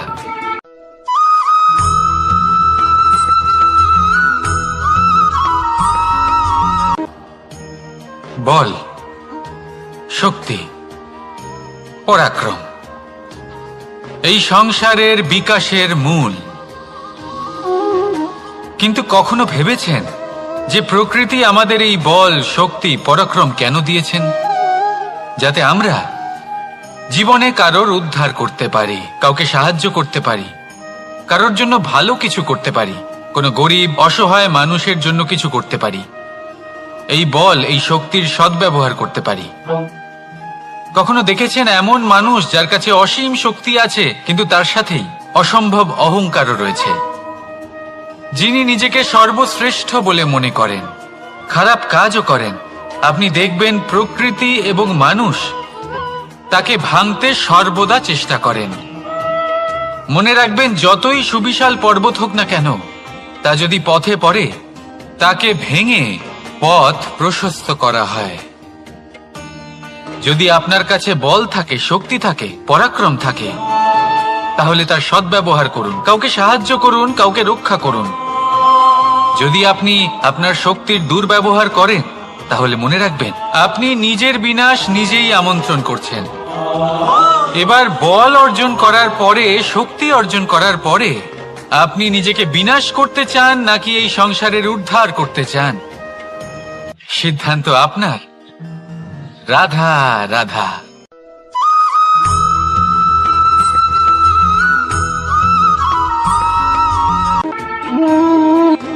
সময়, এই সময় আসলে কি? এই সময় একটা সরল রেখা তো কখনোই নয়। সময় হলো একটা চক্র, যেখানে এর আদি সেখানেই হলো এর অন্ত, আর যেখানে তা শেষ হয় সেখান থেকেই তার শুরু হয়। এই সময় একটা অত্যন্ত বিচিত্র চিন্তা, বিচিত্র ভাবনা, একটা বিচিত্র বস্তু যা কেউ বুঝতে পারেন না। এই সময়ের লীলা, এর কোনো প্রমাণ নেই, কোনো জ্ঞান নেই, কোনো পরিমাপ নেই। শুধু এটুকু আমরা জানতে পারি, যেখানে শেষ হবে সেখান থেকে একটা নতুন সূচনাও হবে। যা আজ আপনার কাছে আছে কাল অন্য কারোর কাছে যাবে, তারপরে তার কাছ থেকেও অন্য কারোর কাছে যাবে, তারপরে তার থেকেও ছিনিয়ে নেওয়া হবে। এই নিয়তির একজনের কাছ থেকে অন্যজনের কাছে আদান প্রদানের এই সময় হলো আপনার সময়। এই সময়ের সদ্ব্যবহার করুন, এই সময়কে বাঁচুন। আপনাকে শুধু এটাই সুনিশ্চিত করতে হবে যে আপনি কোন পক্ষে আছেন। আর সত্যি বলতে কি, আপনার জীবনের পরিণাম নির্ভর করে আপনার নির্বাচনের ওপর। আপনি কোন পক্ষ নির্বাচন করছেন। তাহলে মনে রাখবেন, জীবনে সেই পক্ষই নির্বাচন করবেন যা চয়ন করার পরে আপনি সুখ অনুভব করবেন, আপনি সন্তোষ লাভ করবেন, প্রসন্নতা লাভ করবেন। আর আমি এটাই সুনিশ্চিত করব যে এই পক্ষ যেন শান্তির পক্ষ হয়, এই পক্ষই যেন প্রেমের পক্ষ হয়। তাহলে চিন্তা করবেন না, আর আসুন আমার সাথে ভালোবেসে বলুন রাধা রাধা।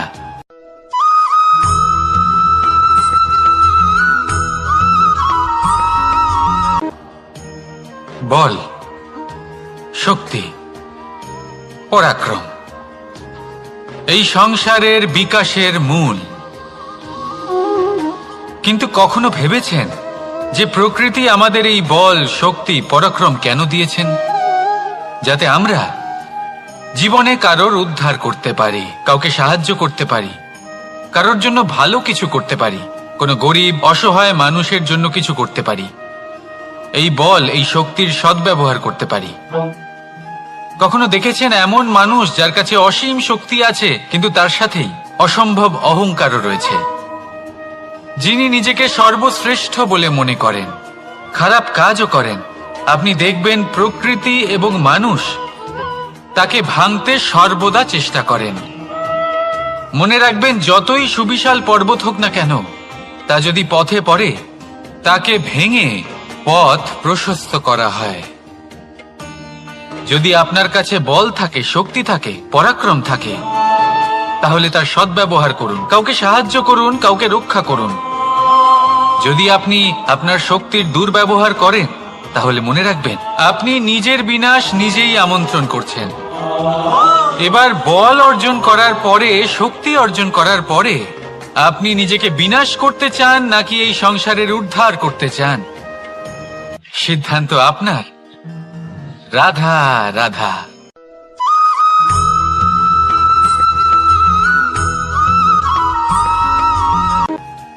দৃষ্টি আর দৃষ্টিভঙ্গি, এই সমগ্র লীলা হলো এই দুইয়ের। বিচিত্র হতে পারে কিন্তু এটাই সত্যি। এবার আপনাকে একটা উদাহরণ দিয়ে বোঝাই। অনেক সময় আপনি কোনো ব্যক্তিকে এটা বলতে শুনবেন যে আমি আমার নিজের উপরে গর্ব করি, আমি নিজেকে নিয়ে গর্ব করি, আমি খুব ভালোভাবে আমার মা বাবার সেবা করি, ওনাদের আমি সবসময় সুখী রাখি, ওনাদের আমি একটা বাড়ি দিয়েছি, সকল সুখ সুবিধা দিয়েছি, ওনাদের জীবনে প্রত্যেক জিনিস দিয়েছি আর দেব যা তাদের প্রয়োজন। এবার আমাকে বলুন যে আপনি কে হন? আপনি হলেন সেই বীজ যা আপনার মাতা পিতা রোপণ করেছেন। আপনার মা বাবাই আপনাকে এই সংসারে জন্ম দিয়েছেন। এবার এইসব কথার কি তাৎপর্য? এই হলো সেই ব্যক্তির দৃষ্টিভঙ্গি। এবার দেখা যাক এই প্রকৃতি আমাদের কি শেখায়। কখনো কোনো গাছকে দেখবেন, যখন সেই গাছে ফল আসে, সে মালিকে এটা বলে না যে দেখো আমি তোমাকে ফল খেতে দিচ্ছি। সেই বৃক্ষ এটা বলে না যে দেখো আমি তোমায় আহার করতে দিচ্ছি, কারণ ও জানে যে এটা হলো সেই মালির পরিশ্রম, এটা হলো তারই কর্মের ফল, আর এটা তারই পাওয়া উচিত। সে বলে যে তোমার জিনিস তোমাকেই অর্পণ করলাম, এ আমার জিনিস নয়। ও জানে সেই মালির গুরুত্ব আসলে কি, এটা হলো তার দৃষ্টিভঙ্গি। সেই জন্য আপনি জীবনে কোন ব্যক্তির মধ্যে, কোন পশু পাখির মধ্যে, কোন প্রাণীর মধ্যে, কোন পরিস্থিতিতে, কোন আবেগের মুহূর্তে কি দেখতে পাচ্ছেন, সেটা আপনার দৃষ্টিভঙ্গির উপরে নির্ভর করছে। তাই নিজের মনে ধনাত্মক ভাব জাগ্রত করুন, শুভ চিন্তা নিয়ে আসুন। এই ভাবনাই সত্য হয়ে সামনে আসবে। এই দৃষ্টিভঙ্গি এমন হয়ে যাবে যে আপনার জীবনে সবকিছুই শুভ হবে। তাহলে আসুন আর আমার সাথে ভালোবেসে বলুন, রাধা রাধা।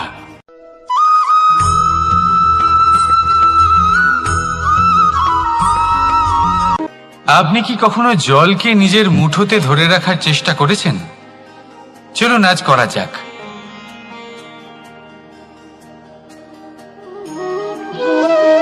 যদি আপনি নিজের মুঠো জোরে বন্ধ করেন, জল ধরে রাখতে পারবেন না। যদি আপনি তাকে এমনি বইতে দেন, তাহলে ও নিজের পথ নিজেই করে নেবে, আর আপনার হাতেও থেকে যাবে। আমাদের জীবনও হলো কিছুটা এরকম, জলের মতো। নিজের পথ নিজেই করে নেয় এই জীবন। প্রত্যেক সমস্যার সমাধান নিজেই করে নেয় এই জীবন। তাই জীবনে যখন কোনো পরিস্থিতি আমাদের প্রতিকূল হয়ে থাকে, কিছুই হয়তো আমরা বুঝতে পারছি না, কিছুই যখন বসে থাকে না, তখন আমরা হতাশ হয়ে পড়ি, নিরাশ হয়ে পড়ি, আর এটাই করা উচিত নয়। শান্ত মনে দেখতে হবে যে এই জীবনে আসলে কি ঘটে চলেছে। কষ্ট সবাই ভোগ করেন, কষ্ট পেলে কেউ রেগে যান, রেগে গিয়ে পরাক্রম দেখান। এটাই তো করা উচিত নয়। শান্ত মনে সেটাই করতে হবে যা জীবন আমাদের শেখাতে চাইছে। জীবন আমাদের সব শিখিয়ে দেবে, শুধু মনে রাখবেন কখন প্রয়াস করতে হবে আর কখন আমাদের প্রতীক্ষা করতে হবে, সেটা আগে আপনাকে বুঝতে হবে। তাহলে আসুন আমার সাথে ভালোবেসে বলুন, রাধা রাধা।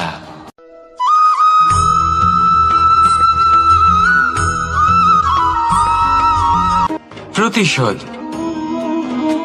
অথবা কাউকে দুঃখ দেওয়ার ভাবনা, যদি এটা আপনার মনে থাকে, তাহলে আপনি নিজের মনেই যন্ত্রণার একটা বিশাল বৃক্ষ রোপণ করছেন, এটা মনে রাখবেন। কারণ কাউকে দুঃখ দেবার এই ভাবনা, এটা হলো সেই বীজ যা আপনার মনেই পতিত হবে, আপনার মনেই অঙ্কুরিত হবে, আর আপনার মনেই একটা বিশাল বৃক্ষরূপে বেড়ে উঠবে। জীবন আপনার, কর্ম আপনার, কাউকে দুঃখ দেবার ভাবনা আপনার ছিল, এই বৃক্ষ হলো আপনার, তাই এর ফলও আপনিই পাবেন, যা গ্রহণও আপনাকেই করতে হবে। মনে রাখবেন, যে মানুষ এটা ভাবে যে আমি ওকে দুঃখ দেব, ওকে কষ্ট দিতে চাই আমি, সেই মানুষই দুঃখ আর কষ্ট পেয়ে থাকে। যদি সেই জায়গায় আপনি এটা ভাবেন যে আমি কাউকে সুখী করে তুলতে চাই, কাউকে সুখ প্রদান করতে চাই, তাহলে তারও বীজ আপনার মনেই রোপণ হবে, বৃক্ষে পরিণত হবে, যার ফলও আপনিই পাবেন।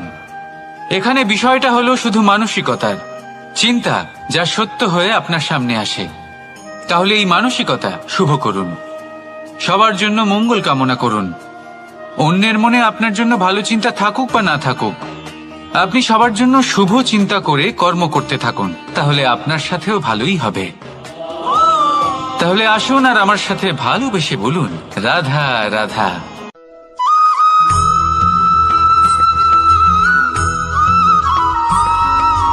বাজ পাখিকে পক্ষীরাজ বলা হয়। বাজের আয়ু হলো মোটামুটি 70 বছর। এবার 40 বছর হতে হতেই ওদের পালক লম্বা এবং ভঙ্গুর হয়ে যেতে থাকে, ঠোঁট বেঁকে যায়, ডানা ভারী হয়ে যায়, অর্থাৎ আগের মতো উড়তে পারে না, সেই শক্তি থাকে না। এবার সেই বাজ কি করবে?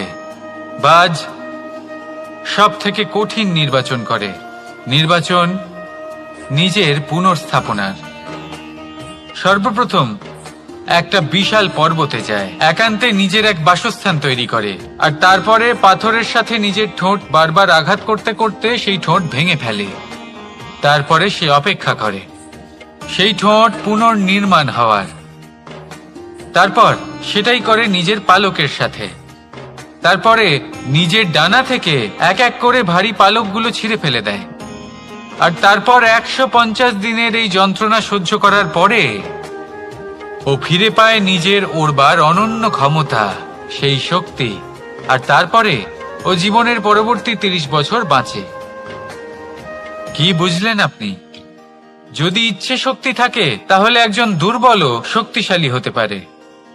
আপনিও এটাই করুন, নিজের অতীতের যন্ত্রণার বোঝাগুলিকে ত্যাগ করুন আর কল্পনার খোলা আকাশে উন্মুক্ত হয়ে উড়ে বেড়ান। নিজের পুনর্স্থাপনা করুন, তবেই সর্বশ্রেষ্ঠ হতে পারবেন। আর মনে রাখবেন, এই ছোট ছোট পদক্ষেপই বড় বড় শিখরে পৌঁছে দিতে পারে। তাহলে আসুন আর আমার সাথে ভালোবেসে বলুন, রাধা রাধা।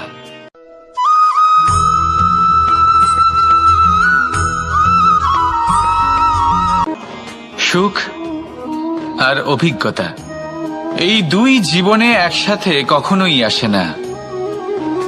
মনে রাখবেন, যেখানে সুখ থাকে সেখানে অভিজ্ঞতা থাকে না। আর যখন এই সুখ আমাদের জীবন থেকে দূরে চলে যায়, তখন আমাদের জীবনে আসে এই অভিজ্ঞতা। পরমাত্মা, প্রকৃতি, নিয়তি এই অভিজ্ঞতাকে আমাদের জীবনে পাঠান, যাতে আমরা একটা অত্যন্ত গুরুত্বপূর্ণ শিক্ষা, একটা জ্ঞান প্রাপ্ত করতে পারি। এই অভিজ্ঞতা আমাদের শেখায় যে অতীতে এমন কি হয়েছিল যা আমাদের করা উচিত হয়নি। আমাদের শেখায় ভবিষ্যতে এমন কি আছে যা আমাদের করা উচিত আর কি করা উচিত নয়। দেখতে গেলে এই অভিজ্ঞতা আমাদের সেই শিক্ষা দেয় যার জন্য আমরা সুখের দিকে উচিতভাবে অগ্রসর হতে পারি। সেই জন্য জীবনে যখনই দুঃখ আসবে, দুঃখের এই সময় আসবে, তখন হতাশ হবেন না। বোঝার চেষ্টা করুন এই পরিস্থিতি কেন এসেছে, কি শিক্ষা দিতে এসেছে। যদি আপনি সেই জ্ঞান লাভ করেন, সুখের পথে অগ্রসর হন, তাও উচিত রূপে, তাহলে এই অভিজ্ঞতার উদ্দেশ্য পূরণ হয়ে যায়। তাহলে আসুন আর আমার সাথে ভালোবেসে বলুন, রাধা রাধা।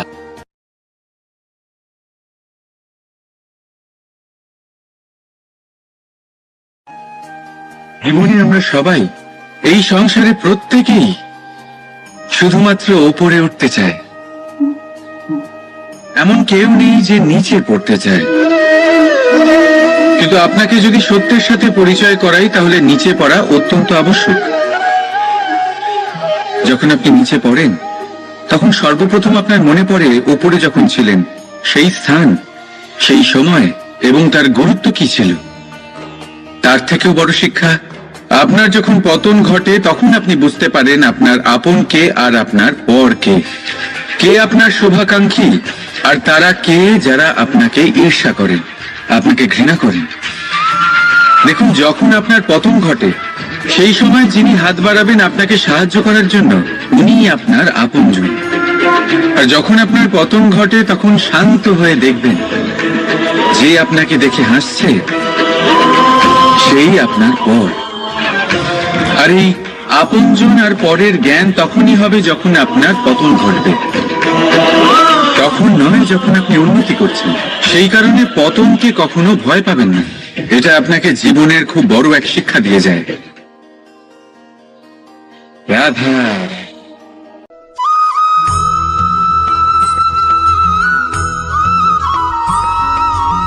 ধর্ম, আমরা সকলে ধর্মের বিষয়ে কথা বলি, কখনো নিজের ধর্মের বিষয় আর কখনো অন্যের ধর্মের বিষয়। কখনো আমরা অধর্ম দেখলে সেই বিষয়ে কথা বলি, অনেক রকম আলোচনা হয়। কিন্তু এই ধর্ম আসলে কি, সেটা কি কেউ বোঝে? যদি আমি আপনাকে উত্তর দিই, এই উত্তর সরল।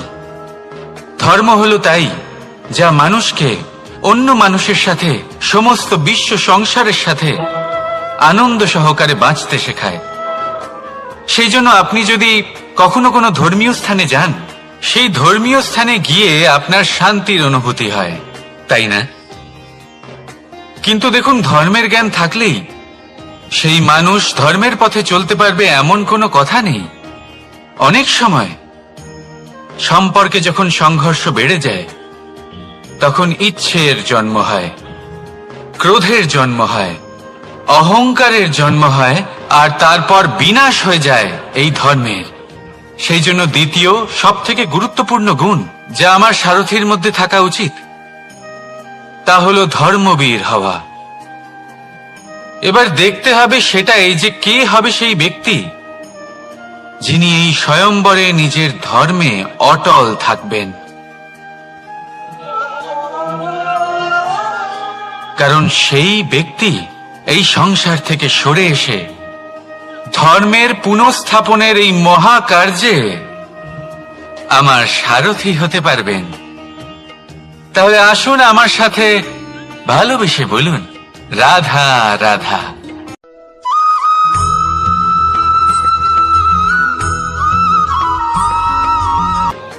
প্রেম এই সংসারে এসেছিল এই সংসারকে প্রেমের শিক্ষা দেওয়ার জন্য, এই জীবনের সুখের অনুভূতি আসলে কি তা শেখানোর জন্য। কিন্তু যদি সত্যি কথা বলি, তো আমি নিজেই প্রতিদিন প্রেমের নতুন নতুন স্বরূপ দেখতে পাই, প্রেমের একটা নতুন অনুভূতি প্রত্যেক নতুন দিনে। আর তার কারণ হলো এই প্রেম অনন্ত, এ হলো দৈব। প্রেম হলো এই সংসারের সব থেকে বড় ঢাল এবং সব থেকে বড় অস্ত্র। এই প্রেম ছাড়া না কোনো ন্যায় হয় আর না কোনো শাস্ত্র, না জীবন আছে আর না অন্ত। এবার যদি এই প্রেম মনের মধ্যে বাস করতে শুরু করে, তাহলে কখনো কোনো সমস্যাই হবে না, আর যদি হয়েও থাকে তাহলে তা স্থায়ী হবে না। এই প্রেম কি না করতে পারে? এই প্রেম সমস্ত সমস্যা মিটিয়ে ফেলতে পারে, আপনার মনের মধ্যে অহংকারকেও বিনাশ করে দিতে পারে, আপনাকে সাক্ষাৎ ঈশ্বরের সাথে দেখা করাতে পারে। তাই প্রেমের দ্বারা প্রয়াস করতে থাকুন এই সংসারের প্রত্যেক মানুষকে, প্রত্যেক বস্তুকে, প্রত্যেক জীব জন্তুকে ভালোবাসবেন। আর এই প্রেমের দ্বারাই বলুন, রাধা রাধা।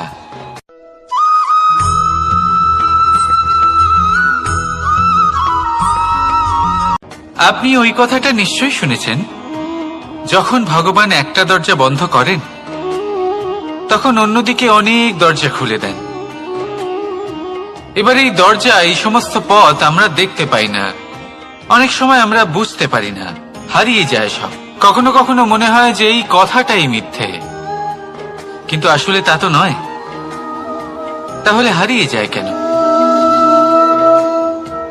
কারণ আমরা সময় নষ্ট করি এই দরজার দিকে তাকিয়ে থেকে, ভাবি এই বুঝি দরজা খুলবে, এবার দরজা খুলবে। অপেক্ষা করতে করতে আমরা অনেক সময় নষ্ট করে ফেলি। এত সময় নষ্ট করি যে আমরা দেখতে পাই না, খুঁজে পাই না সেই সমস্ত দরজা আর পথ যা আমাদের জন্য খোলা রয়েছে। যদি খুঁজেই না পাই তাহলে তা ব্যবহার করব কি করে? মনে রাখুন, ভগবান সব সময় আমাদের সাথে রয়েছেন, আমাদের সাহায্য করছেন। এই পথ সব সময় আছে, সর্বত্র আছে। দরকার রয়েছে শুধুমাত্র দৃষ্টির, দৃষ্টিভঙ্গি এবং ভাবনার। এই দৃষ্টিকে বিস্তৃত করুন, এই দৃষ্টিভঙ্গিকে ধন্যাত্মক করে তুলুন, আর এই ভাবনা, এর সীমা একটু বাড়িয়ে তুলুন। তারপর দেখবেন সব খুঁজে পাবেন। আসলে কি, এই যে ঈশ্বর, এই যে পরমাত্মা, তা আমাদের সাথে রয়েছে, আমাদের মনের মধ্যে রয়েছে। যিনি তাকে মন থেকে চাইবেন, তিনি তাকে মনের মধ্যে অবশ্যই খুঁজে পাবেন। যদি উনি মন থেকে চান পথ খুঁজে পেতে, তাহলে তিনি অবশ্যই পথ খুঁজে পাবেন। তাহলে আসুন আমার সাথে ভালোবেসে বলুন, রাধা রাধা।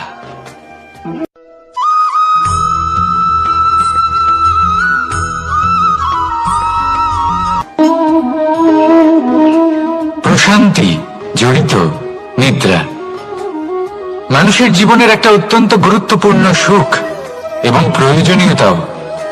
দেখতে গেলে এই সংসারের প্রত্যেক পশু পাখি, প্রত্যেক জীব অবশ্যই নিদ্রা প্রাপ্ত করেন, কিন্তু মানুষ, যার মধ্যে বিচার বিবেচনা করার শক্তি অন্যদের থেকে অনেক বেশি, তার কিন্তু ঘুমের কিছু সমস্যা অবশ্যই হয়।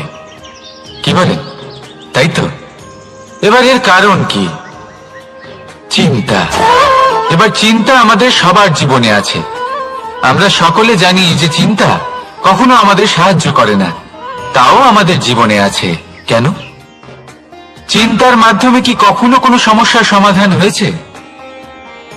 অর্থের চিন্তা করলে কি অর্থ লাভ হয়? ভবিষ্যতের চিন্তা করলে কি ভবিষ্যৎ ঠিক হয়ে যায়? স্বাস্থ্যের চিন্তা করলে কি স্বাস্থ্য নিজে থেকেই ঠিক হয়? হয় না।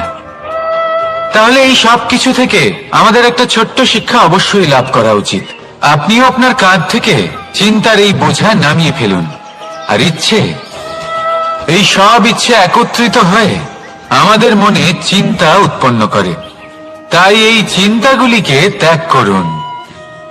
প্রকৃতির প্রেমের উপর বিশ্বাস রাখুন। মনে রাখবেন, যিনি চিন্তা মুক্ত হবেন তিনি চিতা মুক্ত হবেন।